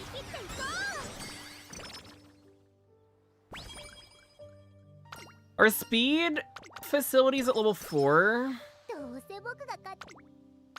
We've clicked speed a lot this career. We're gonna need to click some stam at some point. Which was the— we lost Wakagoma to nature! Oh my god! Wow. We must have gotten stuck.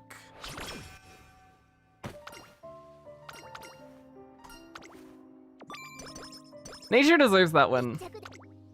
Can't feel bad about that one. We take Wit here. This gives us enough energy to train next turn. Not sure whether to do a run with my new rice or do my uni work. Tough choice. Tough choice. Rice is very cool. This is on the weaker end of speed turns, for what we could see with 3 cards in the deck.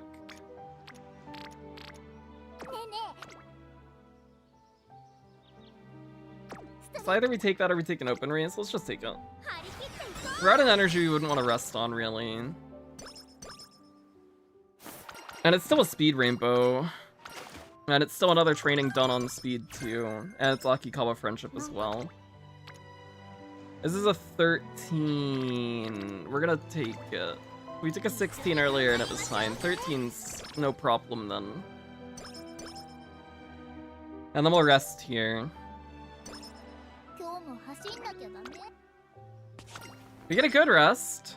Huge. Okay, inspiration. We need to see Redshift and S medium from our inspirations for it to be an improvement.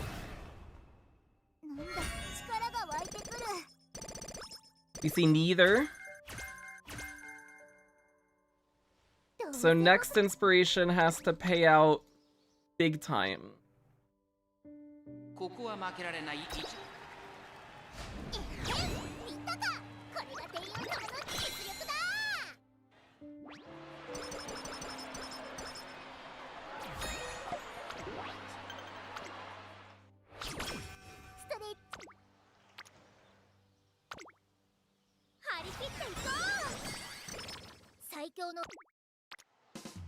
We can take Stam here, that's good.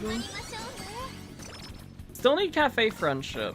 We get a mood down, that's fine. We'll get it back up during summer. We get second in Derby to Brian. That hurts for fans quite a bit, actually. So we're gonna want to take another G1 at some point.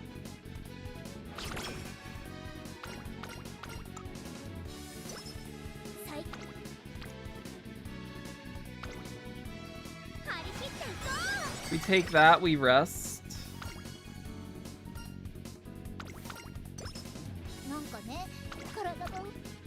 And then we hope, oh! We get a good rest, awesome. We hope for a Stam heavy summer. Big Stam summer. That's 2 turns. This would be nice for friendship. But at a 12% and we're at good mood, we'd rather just rest.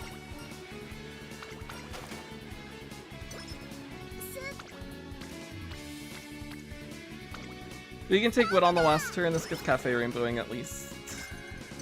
Spez still 2 turns away. Freak Chain 2.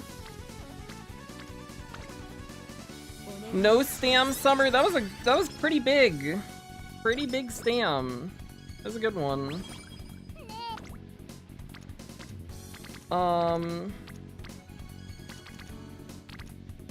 This isn't a rainbow, but I think we click Stam again anyways. It's either that or we take all comers. Or Kobe Shimbun High, because Hanshin. I guess this is also non-standard. This is probably nicer, because it has Perm as well. Perm Sunny. We'll take all comers. This also helps to make up for the fan loss on second place for Derby. And then if we win Kikasho, we should hopefully get enough. Maybe? Maybe?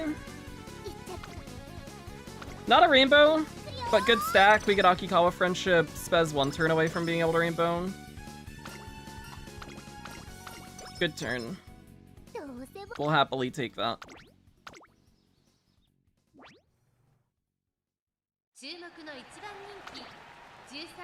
Let's go late here. Just to play it safe on this Stam. We do get enough. We do cross the 100k that we need for the skill points at the end of the year.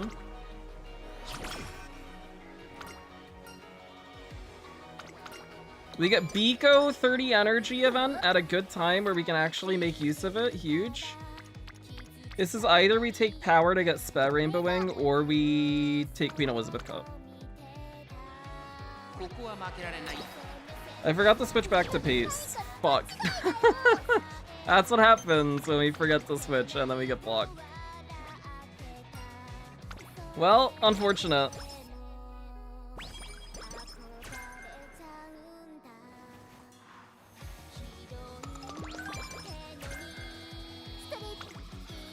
Oh! Double Stam Rainbow, nice. There's Maestro. We've seen Spet chain 1. We have not seen her chain 2.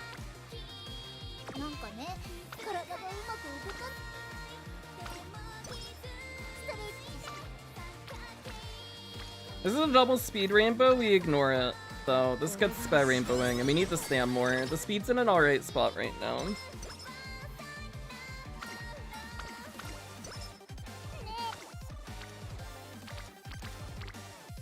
We take the power here for the Tachyon Hen. We look for medium corners. We get Tether. We'll take the extra training. Akikawa's a little behind. We get a mood down. Yucky. That gets Akikawa. So at least we'll get the mood back to great from FanFest. If we put off fixing our mood until then.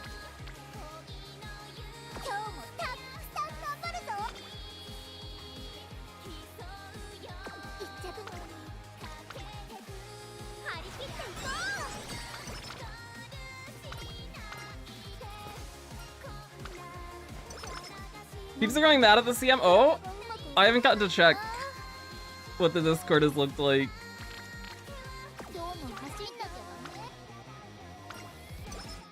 We will use Top Gun. We got a good Mayano Top Gun built, or at least a decent one. And we'll try to retrain her in a Unity Cup on Thursday or Friday. Unfortunate that we get this on Osaka High Team, where we just can't take it.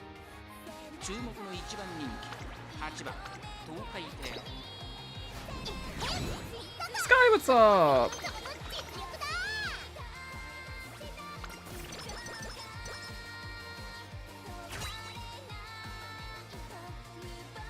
We need medium S and red shift here from this inspiration, or this Teio is not usable. We get neither.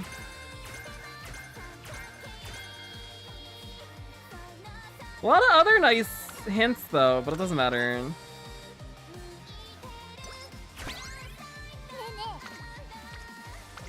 Well, we'll still see what the stat line ends up looking like in the end, but we can't use this one. It is just still fun to play it out though.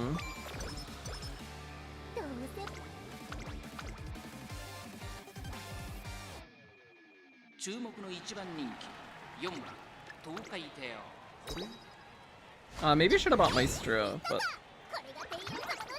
we barely pull it out.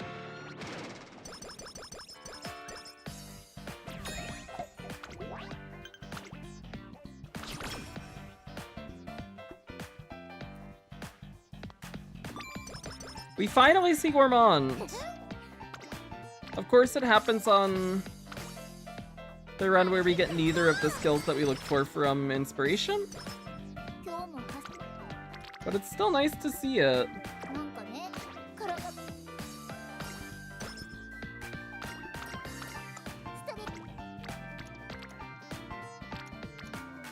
We would take the Stam here. We would take the Stam here. And then Takarazuka Kinan.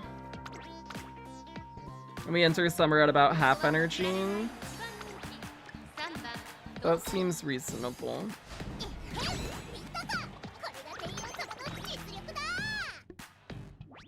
Pika, what's up? How's it going? Thanks, Telesaur. How are you enjoying it?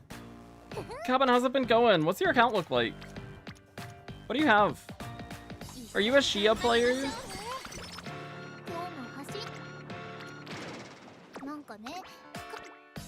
Doing a career with Daiwa and I'm winning every race in the career? Nice!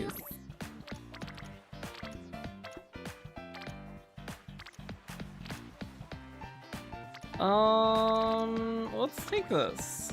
We would take this and then maybe gamble on the next turn. I think in this situation. Or just take the wit.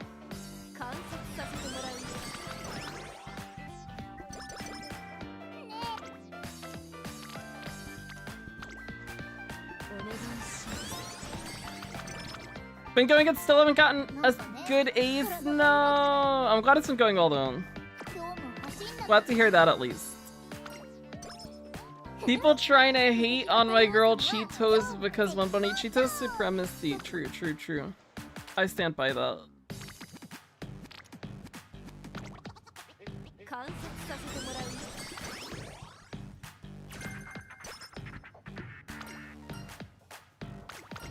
This caps us. We are lower on stamina than what we would want to see when it comes to stats. Other things are looking... Well, at least we don't get slacker. Other things are looking okay. The power's a bit low too. Seltzer is a gacha. Yeah, it came out 2 weeks ago. It's like chibi 3D roguelite light action game. There have been a few games that have dropped in a very close proximity. There's been that. There's been Chaos Zero Nightmare dropped, which is also roguelike. Very, very different aesthetic. Very different setting. Very different tone. And then Duet Night Abyss has dropped as well, which is the one that took the gacha system out.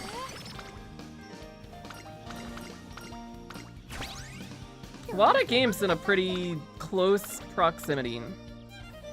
Did my races already? Most of the competition today seemed pretty weak. Lots of front runners with no groundwork and no raw. Damn!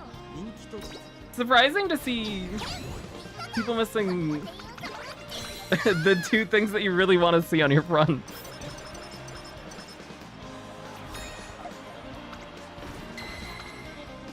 We'll get into our races as soon as we finish this career too.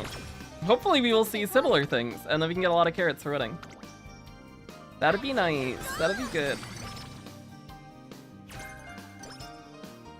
With the Annie rewards, I'm glad I can pity Agnes Digital. Awesome! Oh, nice. I have your pulls go well. I would love to pull for her, but I'm gonna hold off. I feel like there are two characters that I could see myself pulling for at this point that aren't Christmas Ogre before this year is up, and those would be Agnes Digital and Dober, and I like Dober more, but I like Digital a lot. I had more pulls. If I had more pulls, or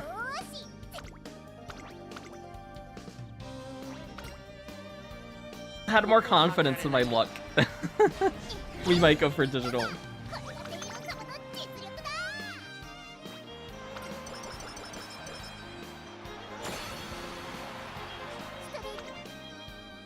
Yucky last turn. Ew, gross. Speed here, though. Unfortunate. We undershoot stat-wise.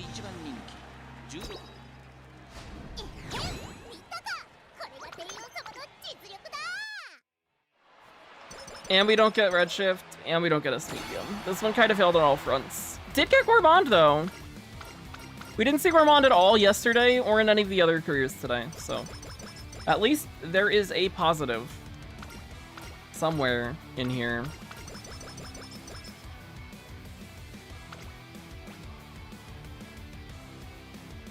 What do we want to see sparks of? You can take those. Ramp up's heavily hinted. Homestretch haste is nice.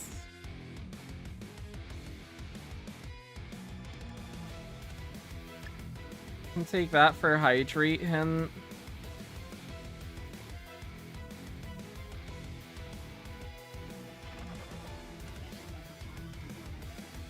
Don't really have anything else to spend skill points on. Yeah, we're just gonna buy all the greens.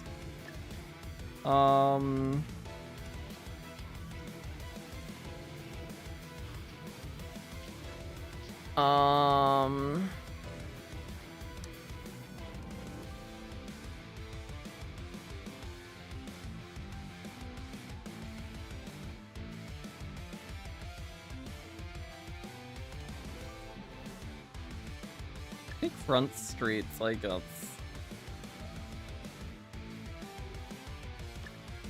Can take soft step too, sure.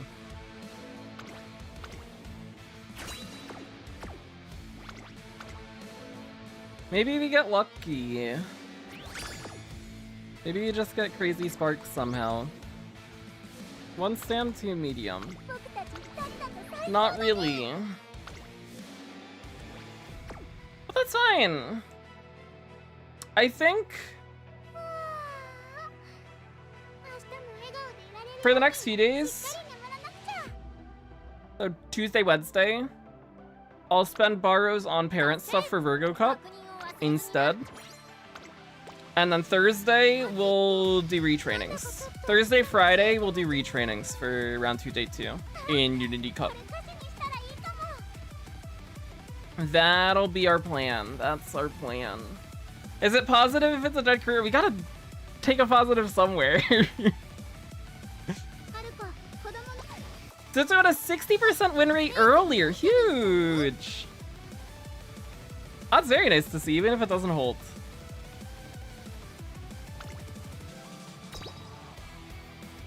More Top Gun. We will do more. We're gonna do more Teio first. If we get an improvement to the Teio, then we'll do Top Gun after. That's the plan. That is our goal. What Umas are even viable for Virgo? It seems very similar to Cancer Cup. The Umas that did well on Cancer Cup should do well again. Plus Summer Marzensky. He was here for the tail end of Cancer Cup, but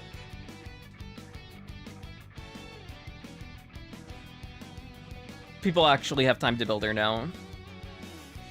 Swift, when is the new Uma vid? Hopefully tomorrow. I'm gonna do a video talking about Half Annie and all of the events and characters and banners and whatever coming in November. I started making a PowerPoint for it earlier. I'm gonna try to finish the PowerPoint up tonight. And if I'm lucky, I record it and edit it really quickly tomorrow. And it gets up tomorrow. If not, there will be something on Wednesday.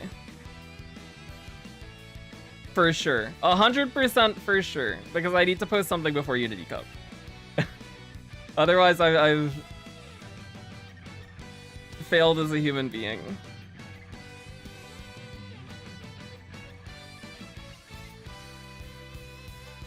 But hopefully tomorrow. Hopefully tomorrow.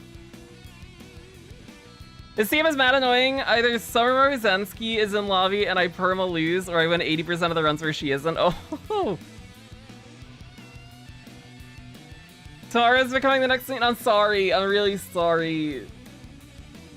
I'm really sorry. There will be a lot of videos after Unity Cup though. Trust. I'm gonna fix myself. Everything will be good. Alright, let's do it. Let's send it. How do we do in round 1, day 1?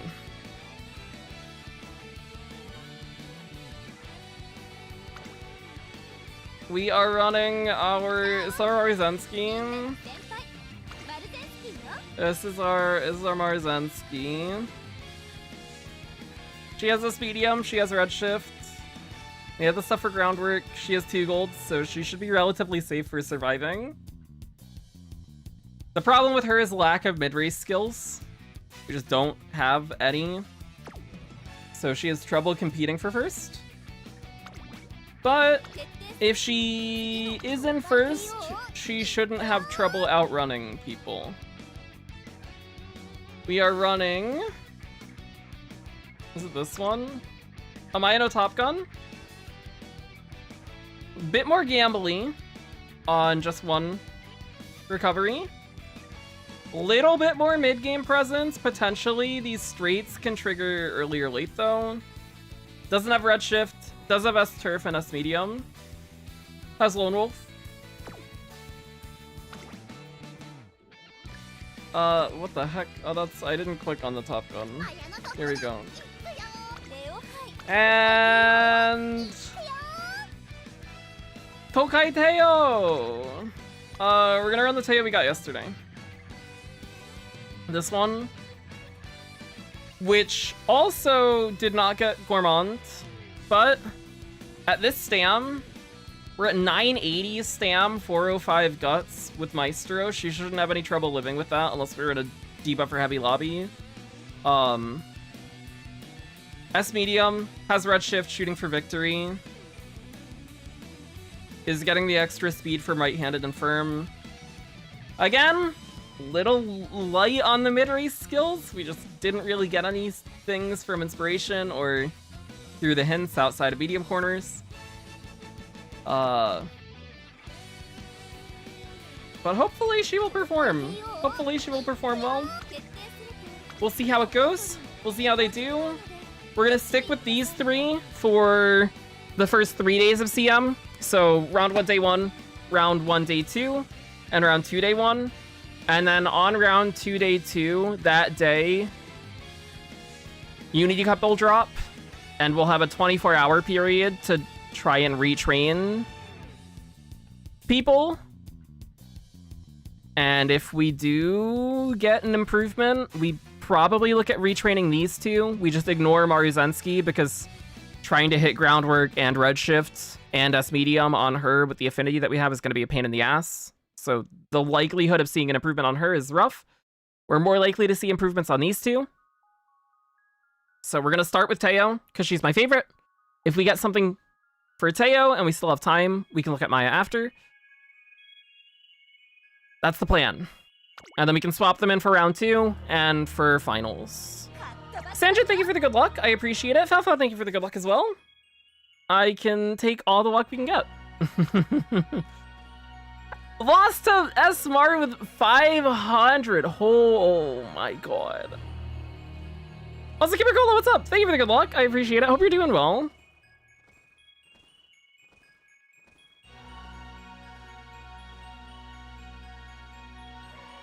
I think I missed your message earlier. Because I'm bad at reading chat. Oh my god, Maruzensky's in great mood. Lovely start. The others are in bad mood, but we can ignore that because Maruzensky's gonna carry us anyways.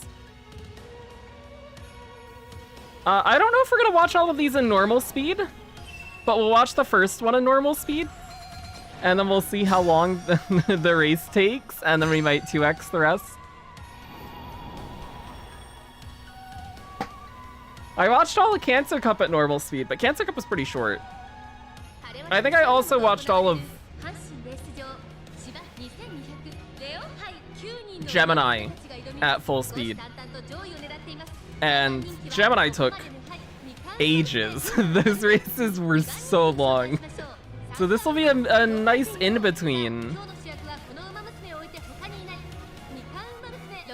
I think what we might do is preview the lobby, see if it looks like there's a threat there, and if there is, maybe we watch it at full speed, and if not, then we'll 2x it. I think 4x is maybe a little much, but 2x is probably fine. It looks like this summer Maruzensky doesn't have groundwork, or missed it. Same with the Sei. Same with that is probably a front die with Scarlet. So we shouldn't have any issues here.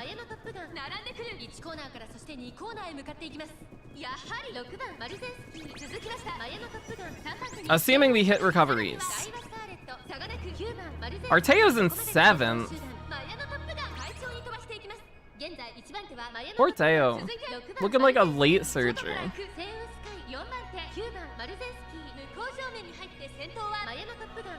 Oh, Maru's on the move. She triggers medium straights. She gets right alongside Maya and she'll complete the overtake here with her unique.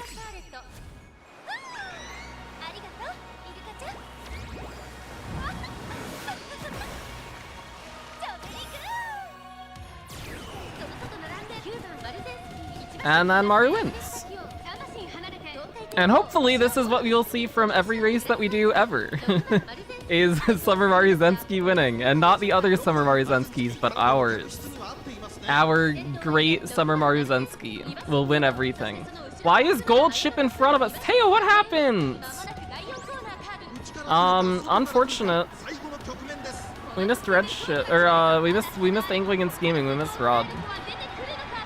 We hit red ship. I don't think it matters. We should still win. Teio triggers red shift now. Teio's on the move.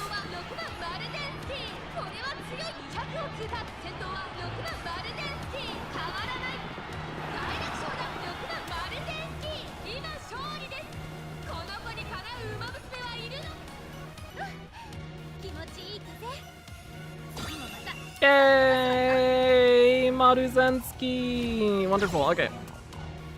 What were we up against? What does this look like? This is missing ground root. This is also missing ground root. What the heck is this stam?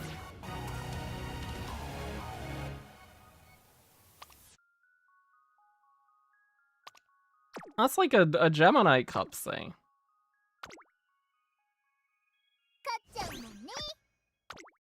Tanky say.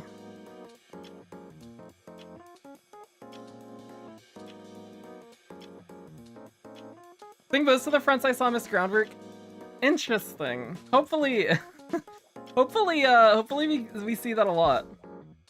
I'm assuming that'll be less of the case in round 2, and then even less of the case in finals, but the more easy wins we can get early, the better. Not using a front runner has been a challenge. Fronts seem very, yeah, fronts seem very good. Summer Maru Zensky in particular, we're gonna 2x this. Summer Maru Zensky in particular seems very strong on this track. This also looks like a normal front Maru Zensky that does not have ground root.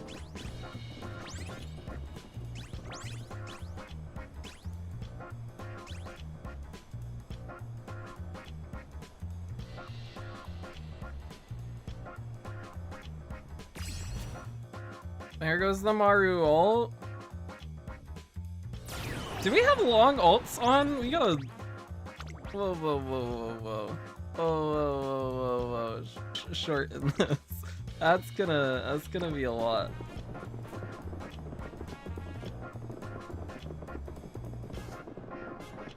Okay, Teio's in 5th. We're gonna watch and see if Teio can catch up here. But not if Maru Zensky's in 1st.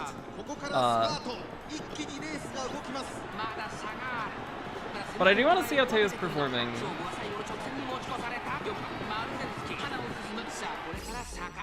Oh, Maya triggers unique. Teio, do it too.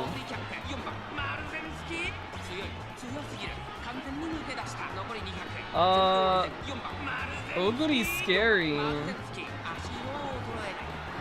Oh, that was close. Whoa. Close one.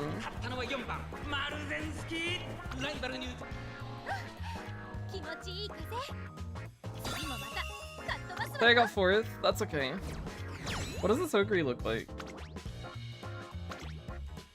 S medium, capped speed, both the uniques.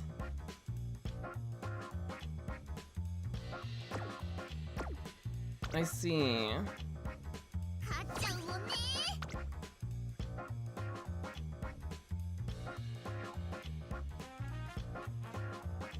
Oguri's scary. Oguri's scary to see him.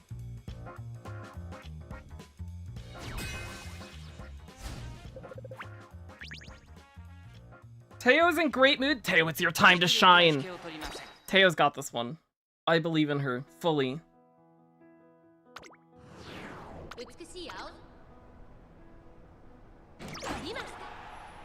Maru Zensky has a late start. Teio, it's your time to shine. Okay, she immediately catches up though. Maya takes the lead. Let's go, Maya. Maru Zensky's fighting for it, but she can't complete the overtake. There's another Ogre. Mario gets back in front. The paces are very close to the fronts here. We didn't trigger Maruzensky unique. That is a gigantic concern, because that means she did not heal.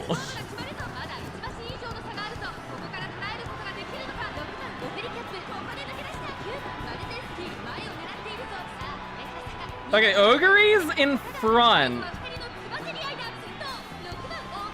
Teio! Teio, go! Teio, go! Teio! Oh, fuck! We couldn't pass and trigger unique! Well, that's unfortunate. That's a rough one.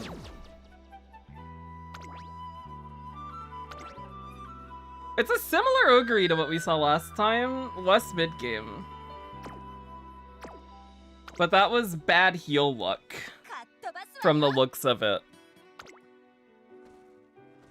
Maru just died and couldn't spurt.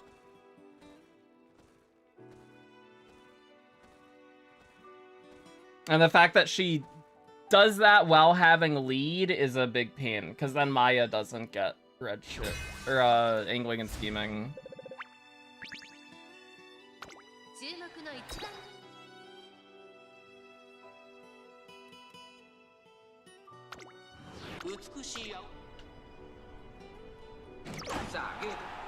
Both our fronts late start.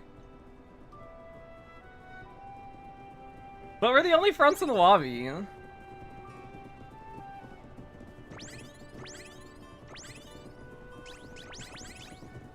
Oh, Maya's putting on a show. Look at her go. Let's go. Okay, never mind. Maruzensky caught up. Maya's trying her best. Does Teio debuff? No. No, she's an ace. Her goal is to win. She'll win some of them. Trust.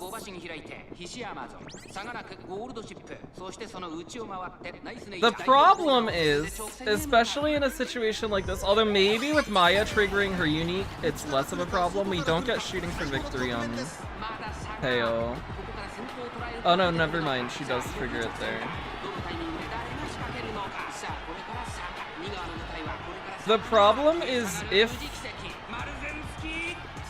Maruzensky's in first,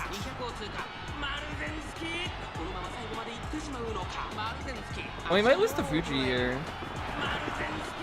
Damn, really close actually.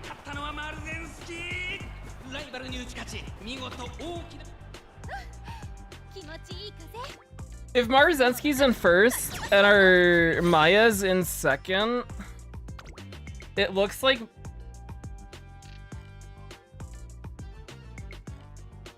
in this situation that we just had, Teio overtook Maya before the straight, and then she doesn't get her unique.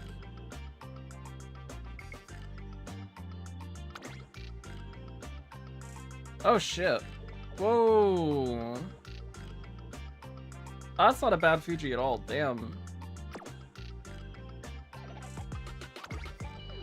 Their name is Fuji Lover, they do live up to it. Tanky gold ship.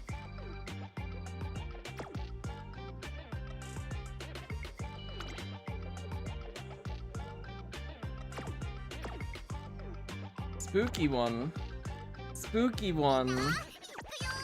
That's a kind of crazy team. I should have checked their decks. Those are some big stat lines.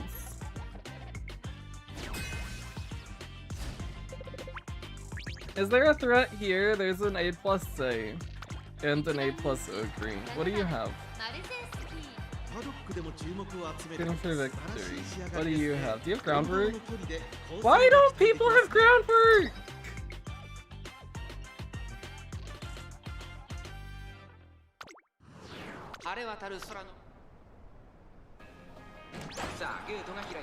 I mean, it's hard. It's hard. It is rough. But there's been a big lack of groundwork that we have seen so far. I think Maya's taken the lead every single time that we have had a raise so far. But then, oh, the Sei's coming. Wait. Wait, this could be Maya's time. This could be Maya's time. She angling and scheming. Oh my god, Mayano Top Gun. Teio's on the move. Teio is on the move.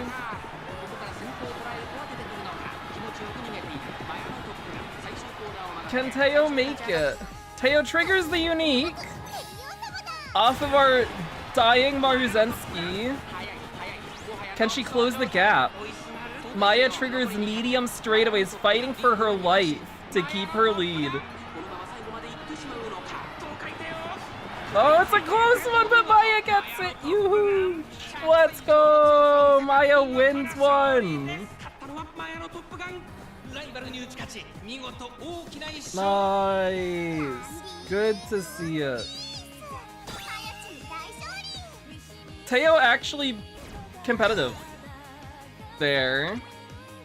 Actually kept it close. Actually kept it close. Let's go, Teio.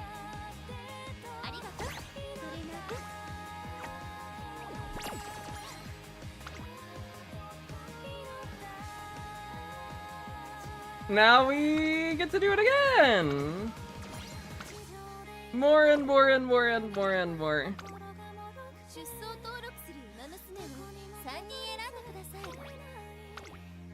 Our lack of mid game's hurting us on the Maru.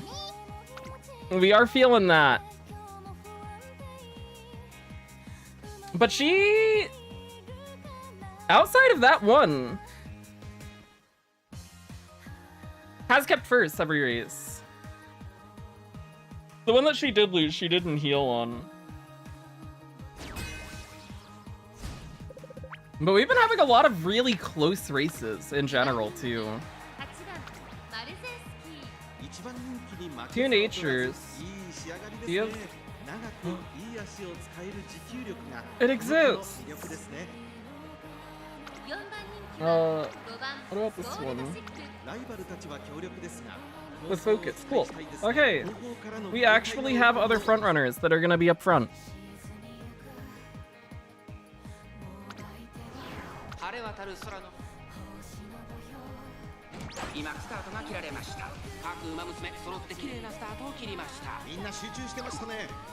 Maya rushes and takes lead. Maya really just wants to get in front early, and she has been doing whatever she can to make that happen. Oh, Maru takes it.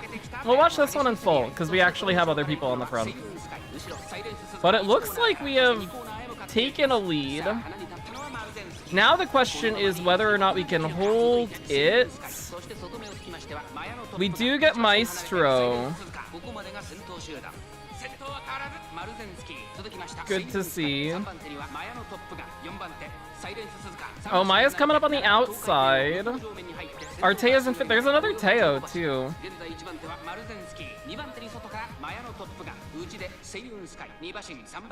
Okay, now Maru cements her lead.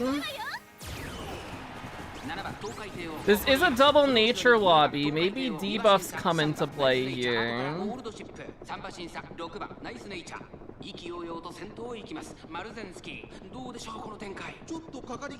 Or was that last lobby? Last lobby was a double nature. This one only has one. Or is there another one? That's just way, maybe it's that, maybe there was another one and she's just dead. Maybe she's just super dead. Oh no, there is. She is just very dead. Teio overtook too early. And then this is gonna be too late. We're having a lot of trouble with Teio unique.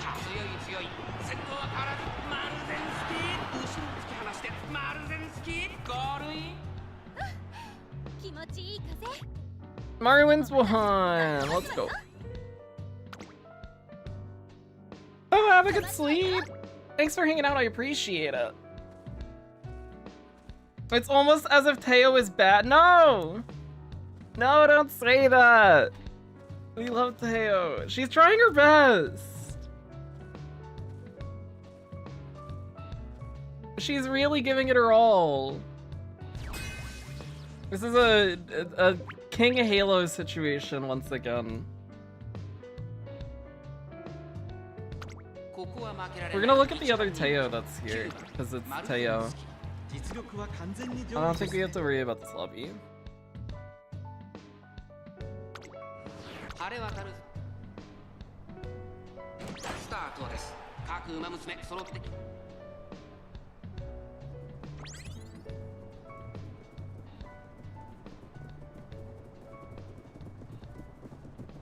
Maybe this is Teio's time to shine. Teio's in third here. If we keep it close with the fronts, if Maya's in first, Teio might okay, Maya's not in first. If Maya can get her unique off and hold, maybe. It doesn't happen. It doesn't have it at all. We need someone in front of Teio for Teio to be able to unique to catch up. And against Marizensky, that's even less of a chance of happening.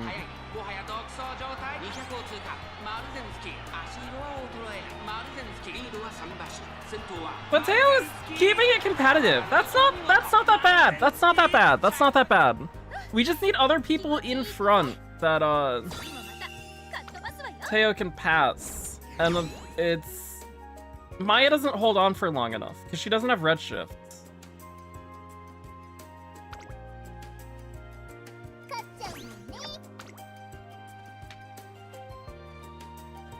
We just need Maya to hold on a little longer so that Teio can pass her and then get her unique off of it.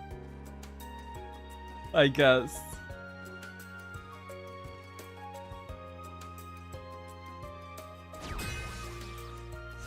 Or if Maya's in first, then Teio has a better shot at it. Because Maru should hold on a little bit longer with redshift. And then if Teio can pass at a good time. And since our Maya doesn't have redshift, making up that gap is less problematic.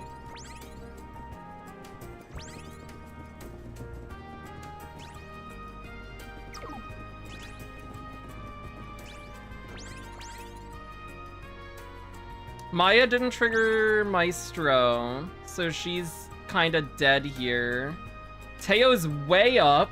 Let's go, Teio. Let's go, Teio. Let's go, Teio. Let's go, Teio. Let's go. Go, Teio. Go, go.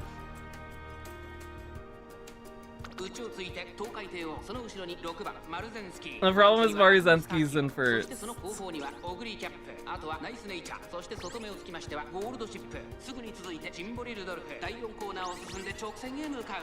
Teio, you can do it! Teio, I believe in you! Go, Teio! Go! Go, Teio, please! Please, Teio!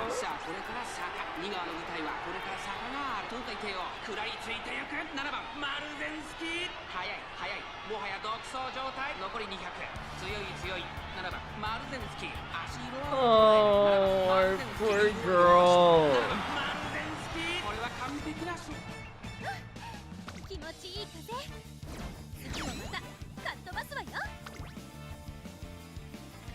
This one didn't have groundwork, yeah? Okay. We are, not seeing too many fronts with groundwork. We've only had one race with another person who's had groundwork on their front. Out of the 8 that we've done so far. We just generally haven't been seeing much competition on the front end at all. It's been scary pace chasers.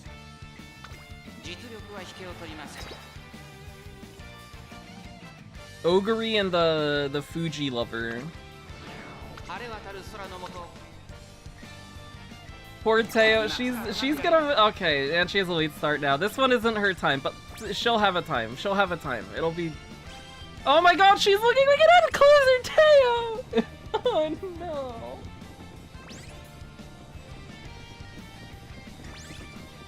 She'll have her time. It'll be okay. Time's just not right now.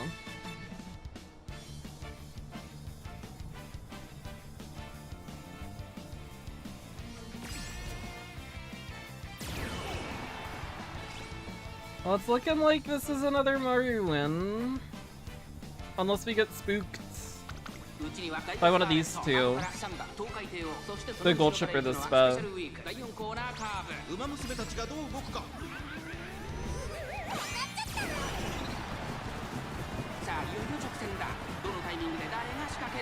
Maya unique.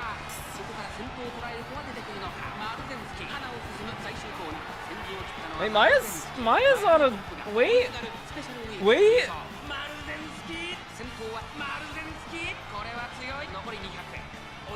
Maya? Oh, that was close. For Maya without the rod. Ooh, let's go, Maya.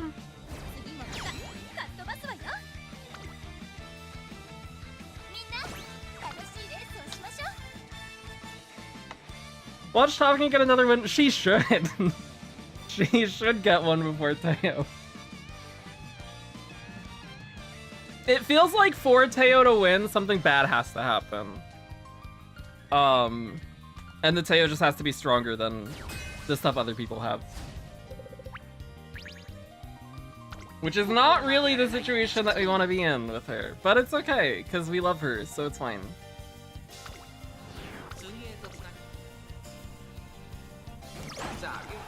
Maya has a late start. Maru takes the lead. We have Pace Scarlet, Pace Ogre as threats behind us. There's a gold city and a gold ship on the back line. Double nature lobby. Our Maru has 2 golds. I don't know if she triggered Restless. I wasn't paying attention, but she definitely got her Maestro off.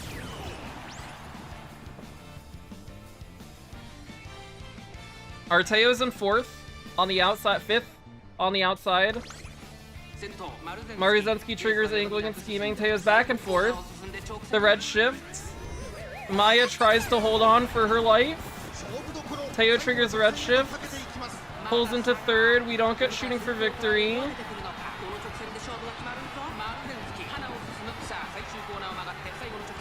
Teio overtake! Overtake! Teio! Teio run! Teio! Look at the Ogre unique.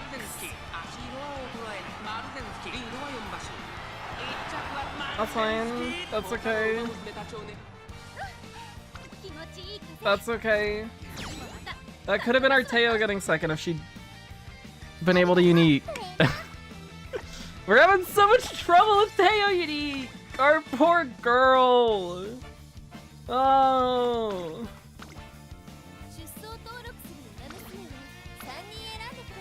Teio's always— No, she's outplaced Maya!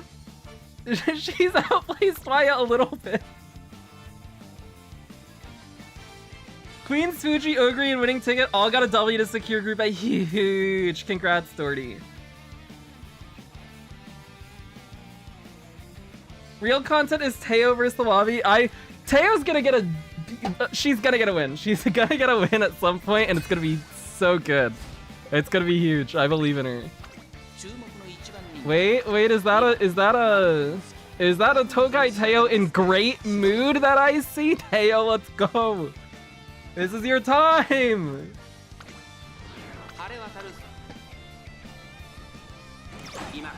Maruzensky has a late start. Teio, it's yours. It's yours, Teio.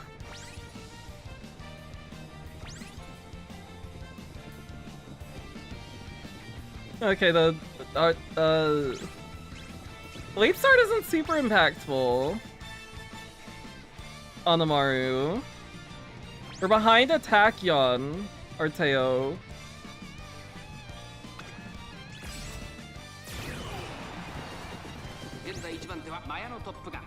Scary situation. Our Maru is boxed in. We need Maya to hold first here. Maya, I love you with all my heart. Please, please hold this first place. I believe in you. Thank you, Maya.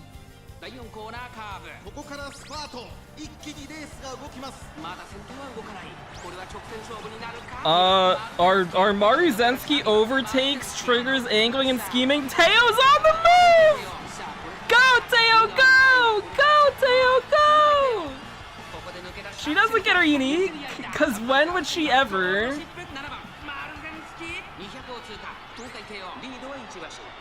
Oh my god, let's go! She gets one! She gets one! Let's go, Teio! What a disaster on the front. Oh my god, what happened to Maya? She must have missed Maestro.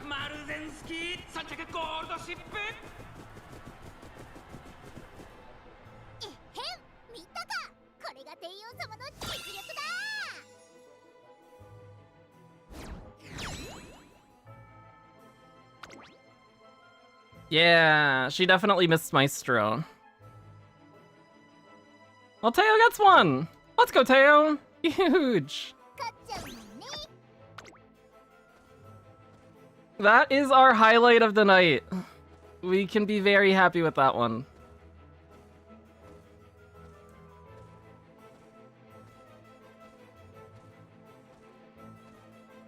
Hopefully we will see more of that after we get the retrainer in Unity Cup and maybe get some better skills. Maybe get a slightly better stat line, some more power. Maybe Speb will actually give us gourmands. We'll see what we can get later. Oh my gosh. The late starts are a problem. There is... Is this Groundwork Creek front?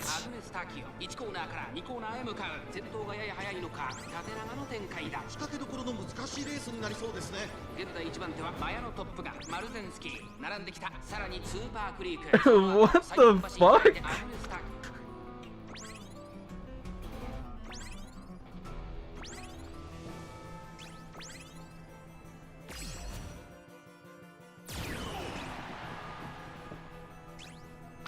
Okay. Oh. Maru's on the move. Does she complete the overtake?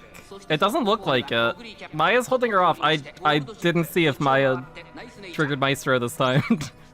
Hopefully she did. It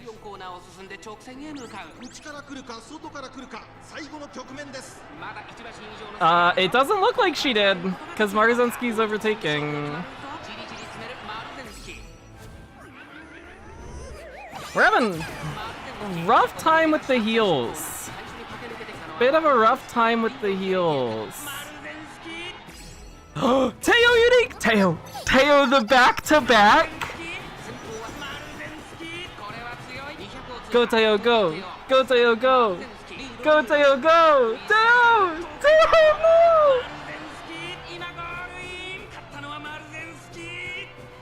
no! Okay, that's fine.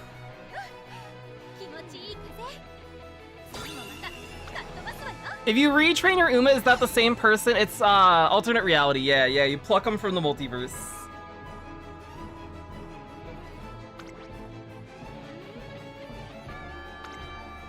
What the fuck is this? What the fuck?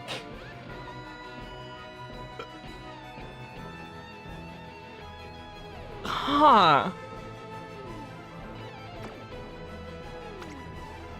What an interesting decision to put her on front like that. That is bizarre. Because she also can't get her unique if she's in first. So you'd need her to, at that stam, you'd need her to be in second, trigger unique, and then pull ahead.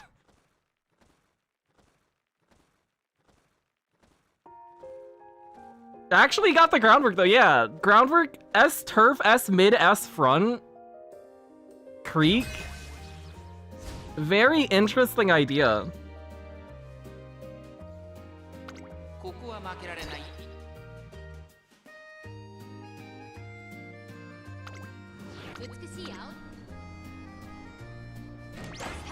Just watch Teio get first, let's go.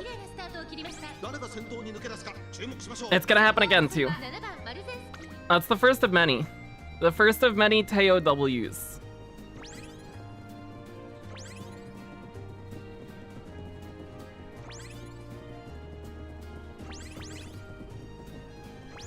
Okay, Maestro from everybody. Maruzensky's holding first.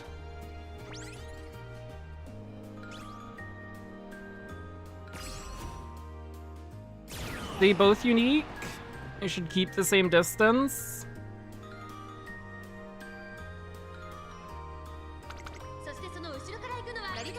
There's the angling and scheming.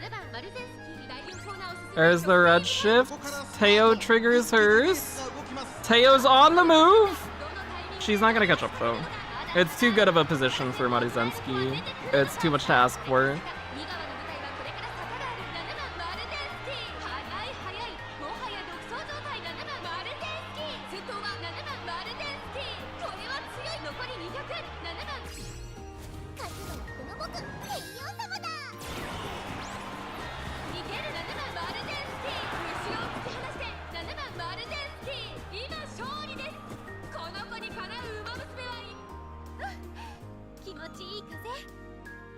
But it's a second place for Teio. By a neck.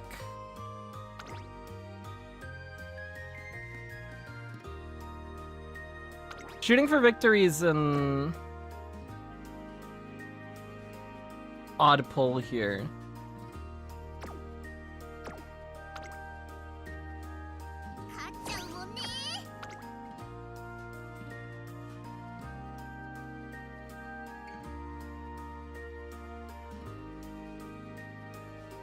If Swift was there, he would have a sniper take out his own No. No, I would not.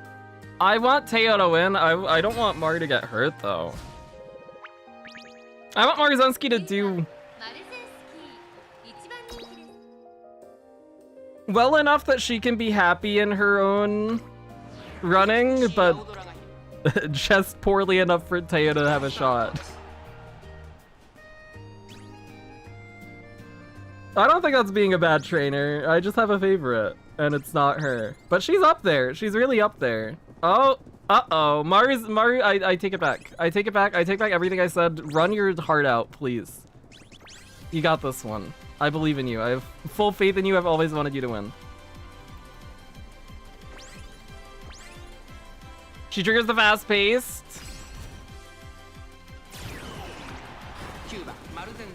She should hold here.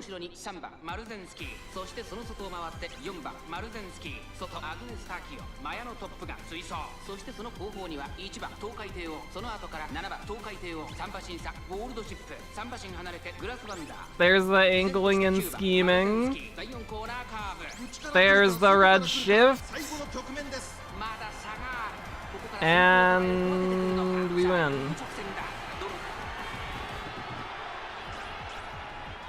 That's not my Teio. That's a fake Teio.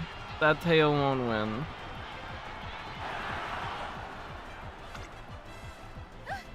We checked the Teio build though.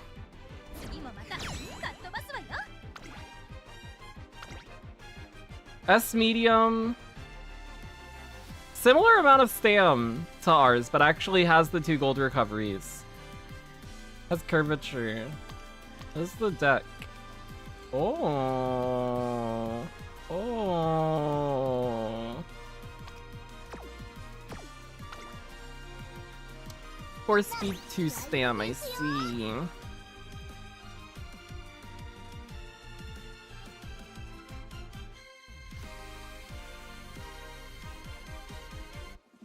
She's confused by your mixed signals. I get very clear signals. I want all of my girls to win. I just want Teio to win a little more than everybody else. Maru's the one that I want to win the least on our team, but I love her, so she should still win. But it definitely goes Teio, then Maya, then Maru in that order, because that's the order that I like them.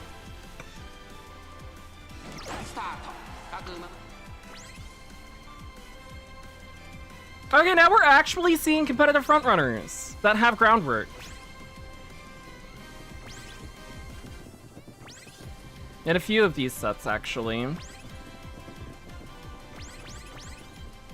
Maruzensky's triggering skills at a pretty good time. Teio's in a fantastic position. Look at this. Look at our Teio. It's just unfortunate that our Maruzensky's gonna run away with this and Teio has no shot. But she's trying. She's trying her damnedest.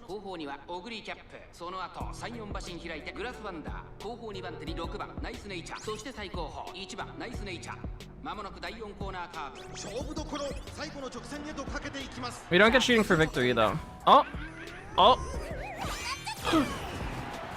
Maya Uniques! Wait, she's gonna overtake Teio! And then Teio, take her back. Take her back and get your unique.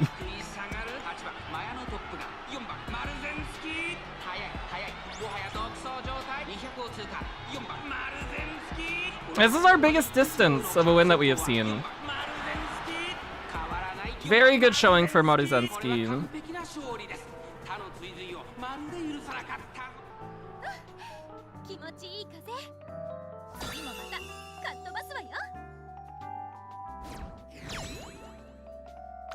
What were these other fronts? Oh, it was a B+, but it did have groundwork.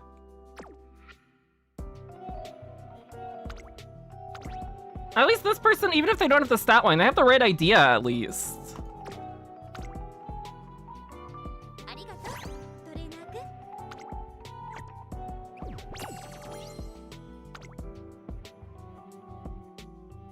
We do get a 1, 2, 3. And we get another 5 win. So we've gone 4, 5, 5. So far today, the one race we lost was the one where Maruzensky didn't trigger either of her heals. And then died in spurt, and then we lost to an Oguni.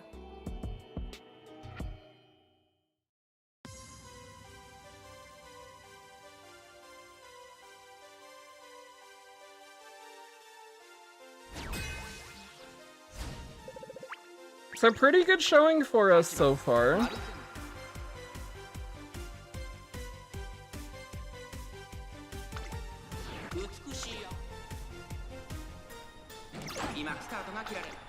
Oh, I didn't mean to 4x it. 2x is fast enough.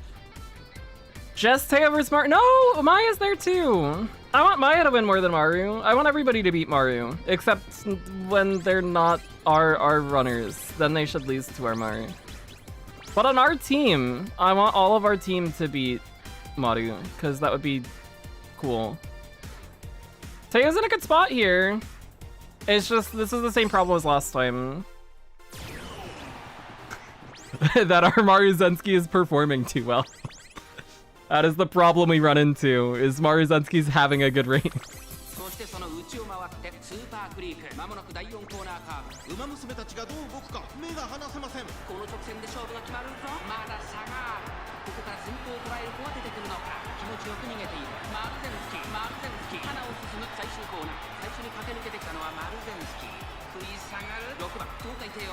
Do we 1, 2, 3 again? Can Maya hold on?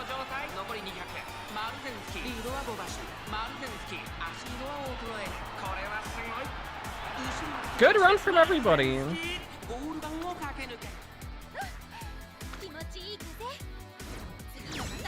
Love to see it. Love to see it.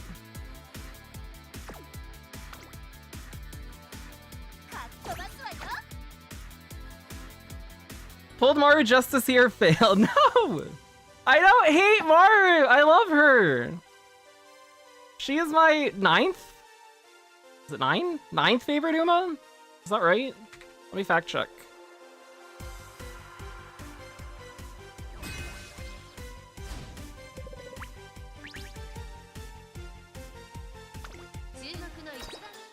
She is number 9.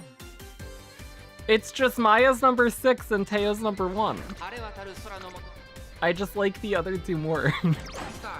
Teio's a late start, Teio! No! Maya's got the lead though. This is Maya's time. It's Maya's time. If they made a really meta spell, would you use her? No. No, I wouldn't. Meta's not enough for me. They have to be meta and I have to... Okay, I can't finish that sentence the way that I was going to, because then it sounds bad. I love Spat.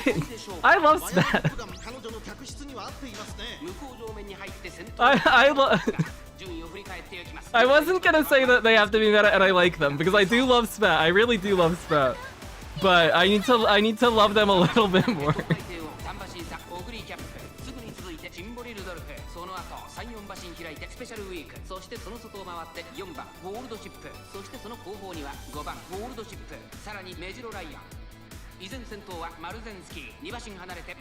See, the good thing is, the two big meta characters that are either here right now or here in the near future are Maruzensky, who's gonna die to our Teio.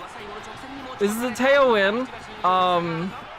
She's got it. Please, Teio. Come on, Teio. You can do it.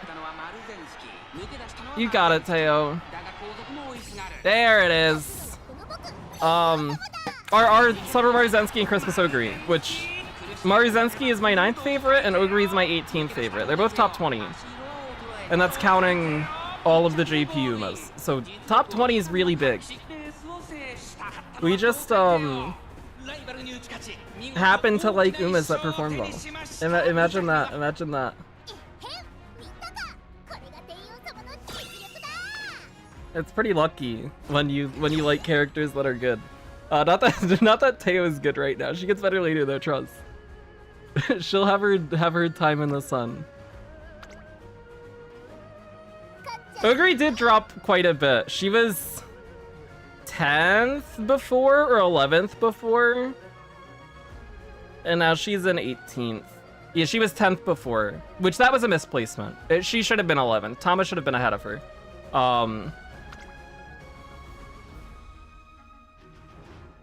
But she has fallen quite a bit, cause I like a lot of people. Falco's career is really good. I love Gentle Donna's design. I like Dober a lot. Cotton's a cutie pie. King probably has like some of the best writing in the whole game. I love King. I think I'm really gonna like Machan. Machan, out of all of them that are ahead of Ogre, Machan's the one that is questionable. I have Machan there because I think I am absolutely in love with her design. I think she's adorable as hell. But also, I think when we do get her and I get to fully experience her story, there's a chance she jumps up to like top 5. If not higher. I think I'm really, really, really gonna fall in love with Machan from all of the stuff that I have heard about her. Oh my gosh! Maya overtakes our Maruzensky. Can Maru get the lead back, or can Maya hold it? Maya! Oh no. Who's bottom 5? Bottom 5 from bottom up were Phenomeno, my least favorite. Sounds of Earth, second least. My favorite punching bag, Narita Taishin, third least favorite. Teio's on a run! Go, Teio, go! Go! Fourth least favorite, Royce and Royce. Fifth least favorite, Air Shocker, which that might not be true. I might, if I thought about it a little more, she might swap with Furioso, who's right above her. I think I would put Air Shakura above Furioso. Maru wins again. Where's Doto? Doto was 51st. Here's the list. Here's the list. I can link it in chat. This was my list. We did the sorting back in August, end of August. So after we had gotten to know some more characters on Global a little bit more, a lot of the placements are a little wishy-washy, especially towards the lower end. I think the first big miss that I would say that stuck out to me as we looked at the list after we finished the sorting was Suzuka should not be at 80. She should be like quite a bit higher than that. She should be like 60 or 50, somewhere in that area. I don't know how she got that low. I must have done something really weird with when I was making those decisions, but she shouldn't be that low. Why is Phenomeno at the bottom? I don't like her hair, and her hat reminds me of JoJo, and JoJo scares me. I've only watched part 1 and 2, and I think I'm just intimidated by buff men. That might be my problem. Is really buff, really hot guys who know how to fight kind of scare me a little.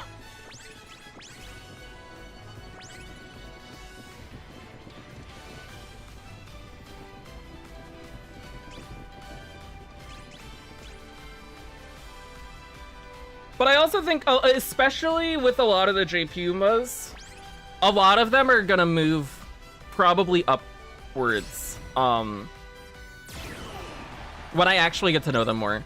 Because a lot of, especially the more recent JPumas, so like JPumas that have released in the last year and a half, it's like purely just based off design. Because I just haven't gotten to know any of them. Because the last character I want to say that I did career of was...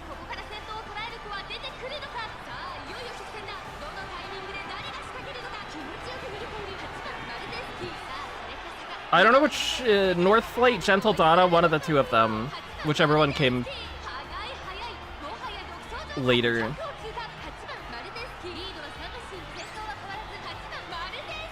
Teio had another good run. Phenom being called a buffet kinda checks out. I think it's actually it's literally just her hair and her hat that I'm not the biggest fan of, and I don't know her at all. But hopefully I will like her more. I got to hear her sing quite a bit in the last month or so, because I was seeing a lot of Phenomeno singing clips pop up on my Twitter feed. She has a great voice.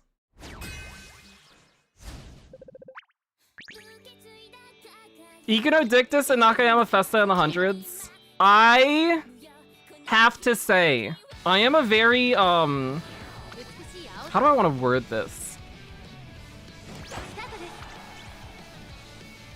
I'm a very upstanding citizen of society, and I cannot condone gambling.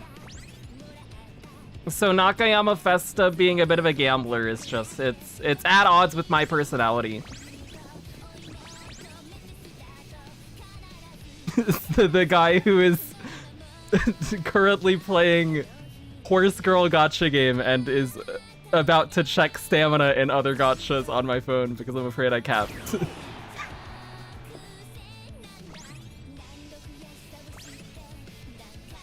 Maya's in first!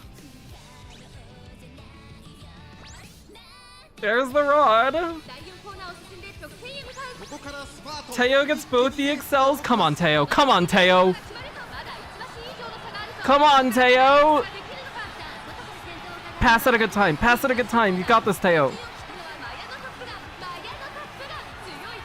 Oh, she doesn't get her unique. Teio. Teio, no. Hey, that's fine. The roommate's getting first, second. We'll happily take that. We're happy for the Maya win.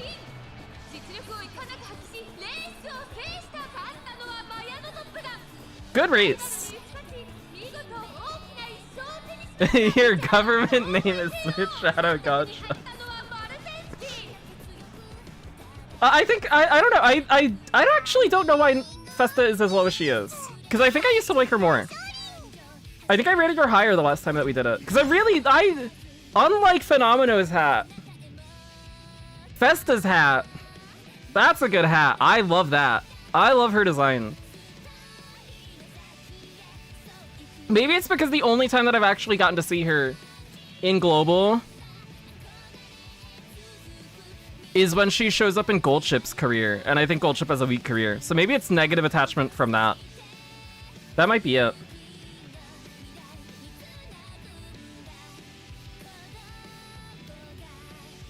Explain your Royce and Royce placement. She's lucky that she's on the list because I almost forgot that she existed. If they didn't have her, if I had to like remember the Umas and sort them that way, she probably wouldn't be on there. She is like the most NPC forgettable Uma, but that's still better than Taishin.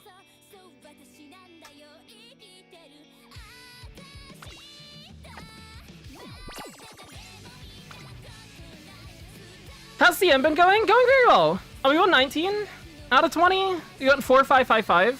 Maru Zensky's a monster.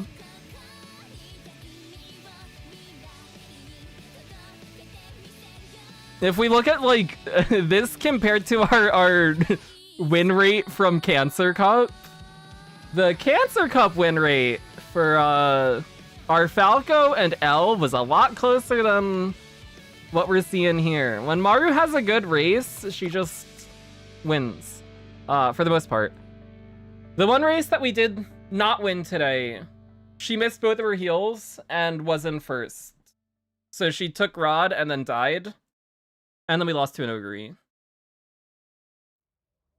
Our Teio couldn't quite close the gap.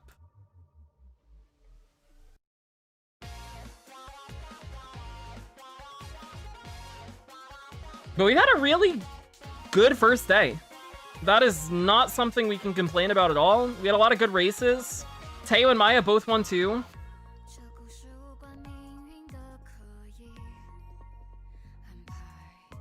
Very, very nice. Very, very nice stuff. Let me, we can pull up the list in the browser and I can try to defend some placements really, really quickly here before I lose the respect of everybody who has checked the list. I think I have a very solid top 5 right now. I think this is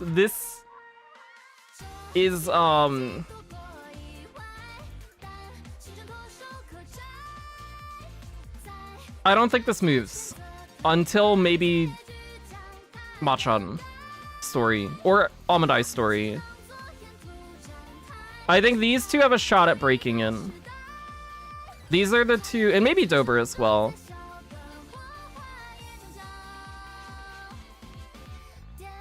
But we had Creek in here before. Creek, when we did this in April, Creek was in 4th. Top Road was in 5th, and it kind of just shifted that way. But I've moved Creek down a little bit. It might just be the Goo Goo Babies memes make me make me lower her a tiny bit. But I really like Creek. I love Creek so much. She is my second favorite character in Cinderella Grey. I love the way that they approach her races. I like her design. She's really cool. I love Creek. Falco, I think had a move up here from before Global to after Global. I think Falco might have my favorite career in the game. I think it's between Falco and King. I think these two careers are really, really, really good. Arden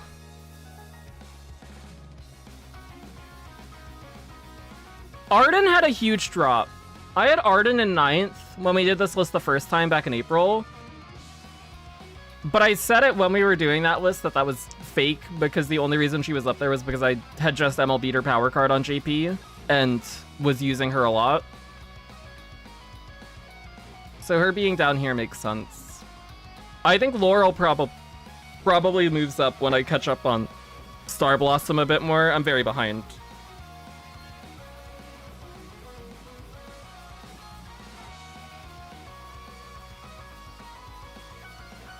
I pulled for Espar City on JP since we did this list. I haven't gotten to play her at all. But she's cool. I also pulled for Dansu Flame in JP. I also have not played her. I log in and I do pulls on JP, and then I don't actually play the game. Because I play global instead now. But at least I get to pull for the characters I like. And we've gotten lucky with the pulls and been able to do that. Because we also did the same exact thing with Chronogenesis as well.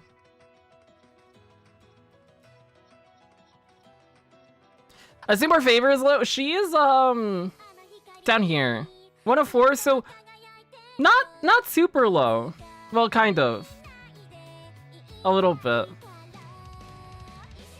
I think she probably goes up when I get to know her more, too.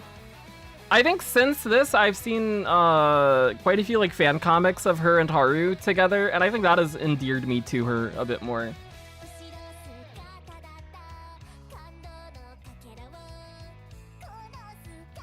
Sounds of Earth is my favorite. Not surprised that most people dislike her. I wish I liked her more.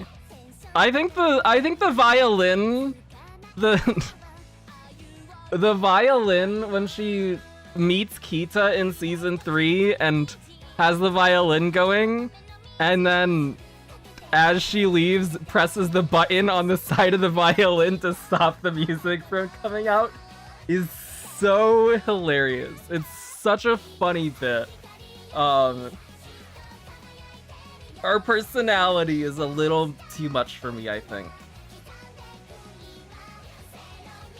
How many Umas are there? This is all the Umas on JP's server at the time that had a character page on the website. So not all of these are playable. Some of these are NPCs. Some of these are characters that will be playable in the future. And there have been some since that are now on here, I think.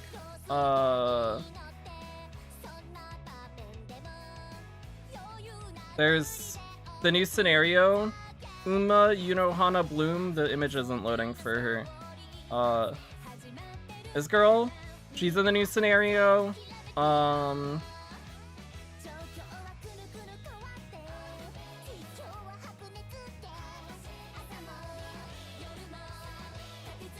Has anybody else been added? This one? Red Desire?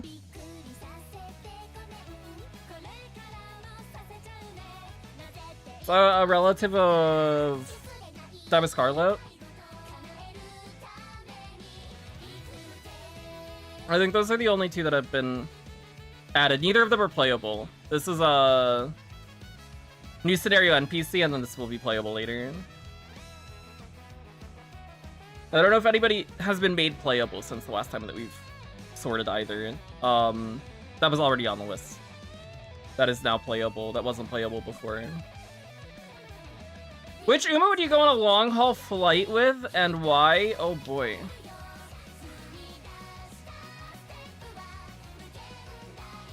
Any of them. If they had a reason that I needed to go with them, I would do it. Except maybe, maybe not Gold Ship. Maybe everybody but Gold Ship. If we were to pick one, I think Rice could ask me to do literally anything, and I would do it. I think Rice is the character that I am most likely to, no matter what the request is, I would never say no. Even if it was to, like, commit war crimes or something. If it's her Rice, it's worth it. She probably has a good reason for it.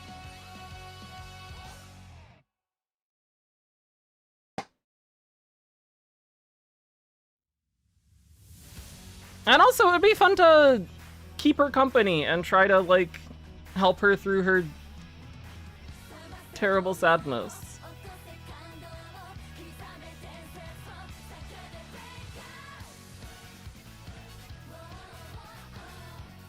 Elizabeth, I already like Special Week!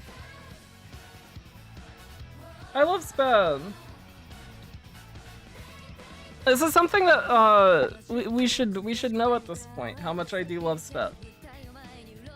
Don't let the numbers fool you. She is a She has a very solid place in my heart. I said we were gonna, if we were to change something really quick on this list, we would swap her in Gold Ship.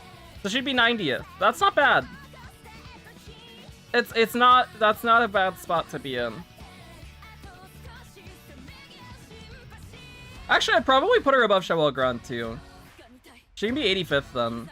Cheval can drop the 90th. Also, Still in Love probably drops quite a bit too. I think she scares me a lot. I wasn't sure. This was before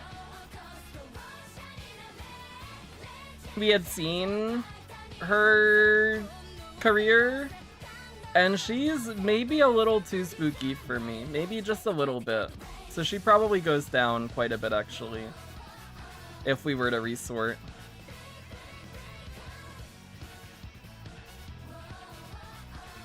Abro! Abro's in a good spot. I finally got her. I got her 2 days ago. I got her from the free pull on Asian Flash Banner. So we'll actually get to train her soon. I'll train her in Unity Cup.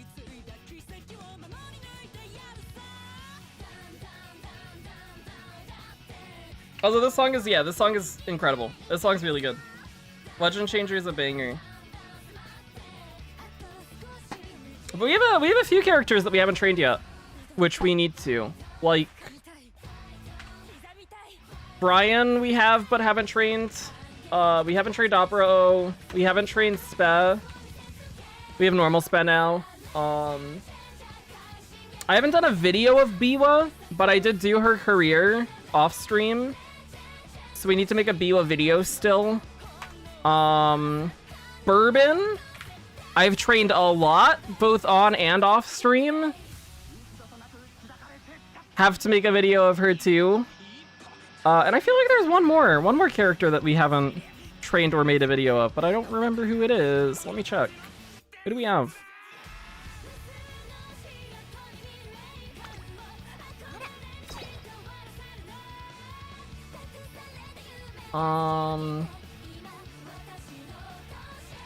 It's these three: Bourbon, Spe. Oh, Summer Marzensky. That's who it is. I've made a video of her.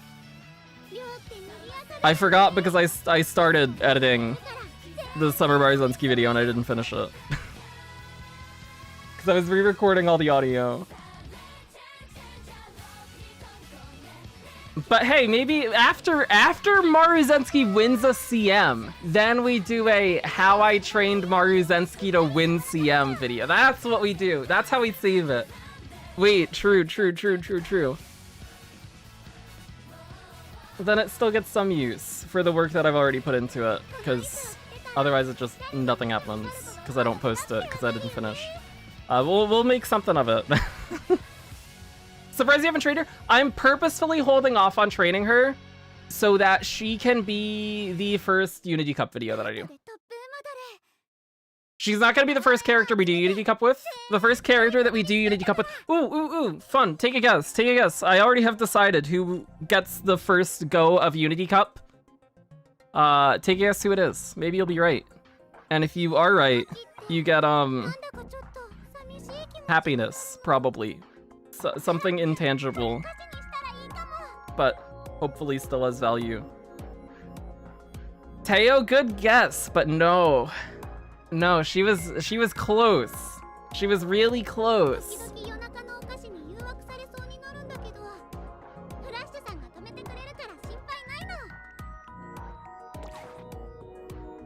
McQueen, also good guess, but not quite.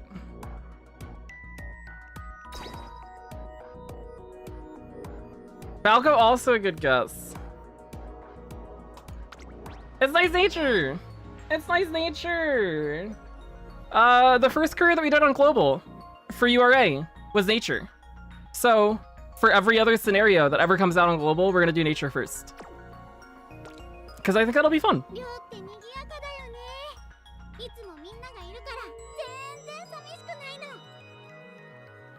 So we'll do one career of Nature when Unity Cup drops, and then do some deck testing with Spe, because we're gonna retrain her. And then I will probably end stream and do a special week career off stream so I can fully enjoy the special week story without being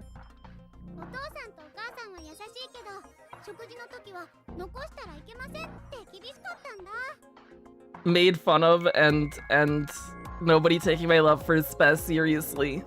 And then sometime after CM is done, the first Unity Cup video, or maybe probably on the day CM ends, the first Unity Cup video that we do post will be a spec career. Because we haven't gotten to trainer yet, and that feels nice. It feels like it fits. But I will do one on my own first, so that we get to experience her scenario story. Which I was also considering having her do the first character we do Unity Cup with, but then it's Unity Cup scenario and her scenario at the same time, and that'll be a lot of text. So I think splitting it up and doing the scenario story with somebody that we already know and love makes a bit more sense. And then we get to keep it going that way, and it makes sense. With Nature just being the first one that we do everything with, because she was the first we did URA with. And we love Nature, so it gives us an excuse to just do more Nature stuff. But I think when it comes to Unity Cup, I think we're gonna do a SPE video first. And then we'll go through the rest of them, minus Summer Baruzensky. So Brian, Burb, and Opera O. And Biwa. Those 4 would be the next 4. And then we get into retrainings. Plus whatever Virgo Cup stuff we're doing. But I think we already have a Maruzensky career that we can post. I just need to finish recording all the audio and editing that. And I think if Maruzensky does win the CM, then that is a fitting way to tie that together too. Because then we can also include the CM race in that as well. But if Teio wins, or if Maya wins, then we just do it anyways, because we already have the career done. Was Nature the first vid too? I don't think so. I think the first vid that we did was a Teio career. Let me check. I could be wrong.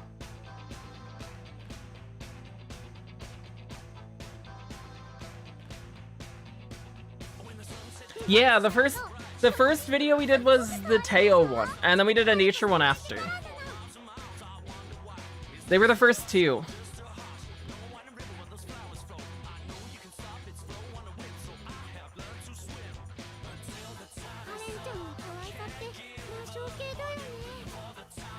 Teio will probably be one of the first retrainings that we do, retraining videos, because we can probably just take one of the retrainings that we did from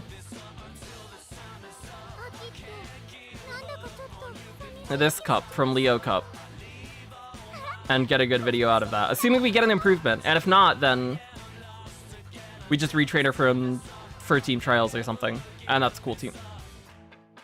But we don't have too much longer until Unity Cup now. It's coming soon. We got 3 days. It drops on Thursday.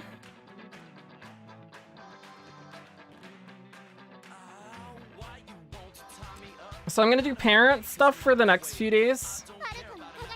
The next 2 days. But I will go live and we'll do CM races on Tuesday and Wednesday. And then Thursday we'll do a night stream after Unity Cup is out. I don't know how long it will go for, but we'll do the Unity Cup scenario with Nature, get to experience that story, and then we'll do Teio deck tests before I start burning Barrows. If we hit something that looks good deck-wise, and we get a basic understanding of the scenario and how we want to play it, then we might start burning Barrows, but if not, then we do a morning stream on Friday, and burn the Barrows a little closer to when we actually have to get them spent, and just give myself a little bit more time to look at the scenario off stream and try some more decks if we don't hit something that we like. And then Friday would be big Teio retraining day, because we'd have the 3 bars from Thursday and the 3 bars from Friday. But the hope is that we get something good that we can use in those 6, and then we can run her in round 2 and finals, and she can perform a bit better.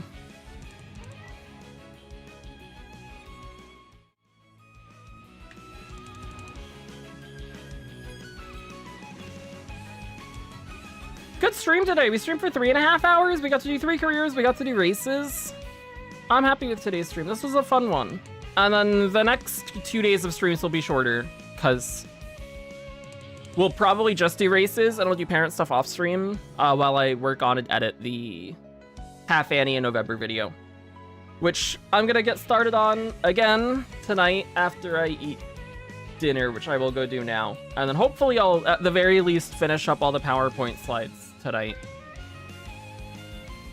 so I can record stuff tomorrow in the morning, because that would be ideal. But we'll see if it actually gets done tonight or not. And then, in the best case scenario, that video is up tomorrow night. In the more likely scenario, the video is up on Wednesday. But I feel motivated. I'm really gonna try and get it out tomorrow. I'm just slow. I'm just really slow. But thanks for watching, thanks for hanging out, I appreciate it. Motivated into GDQ for Ninja Gaiden Rage Round. Huge! Oh, awesome. I didn't even realize that the games list had gotten announced. I'll have to look through that. Thanks for watching, thanks for hanging out, I appreciate it. I'll be live sometime tomorrow. Sometime tomorrow night. Tomorrow afternoon or night. Probably like 5 to 6 Eastern time. Around there. And we'll do round 1, day 2. And maybe a parent run or something. I don't know. We'll see. But it'll be a shorter stream. Good night. Bye-bye. Bye-bye. Bye-bye.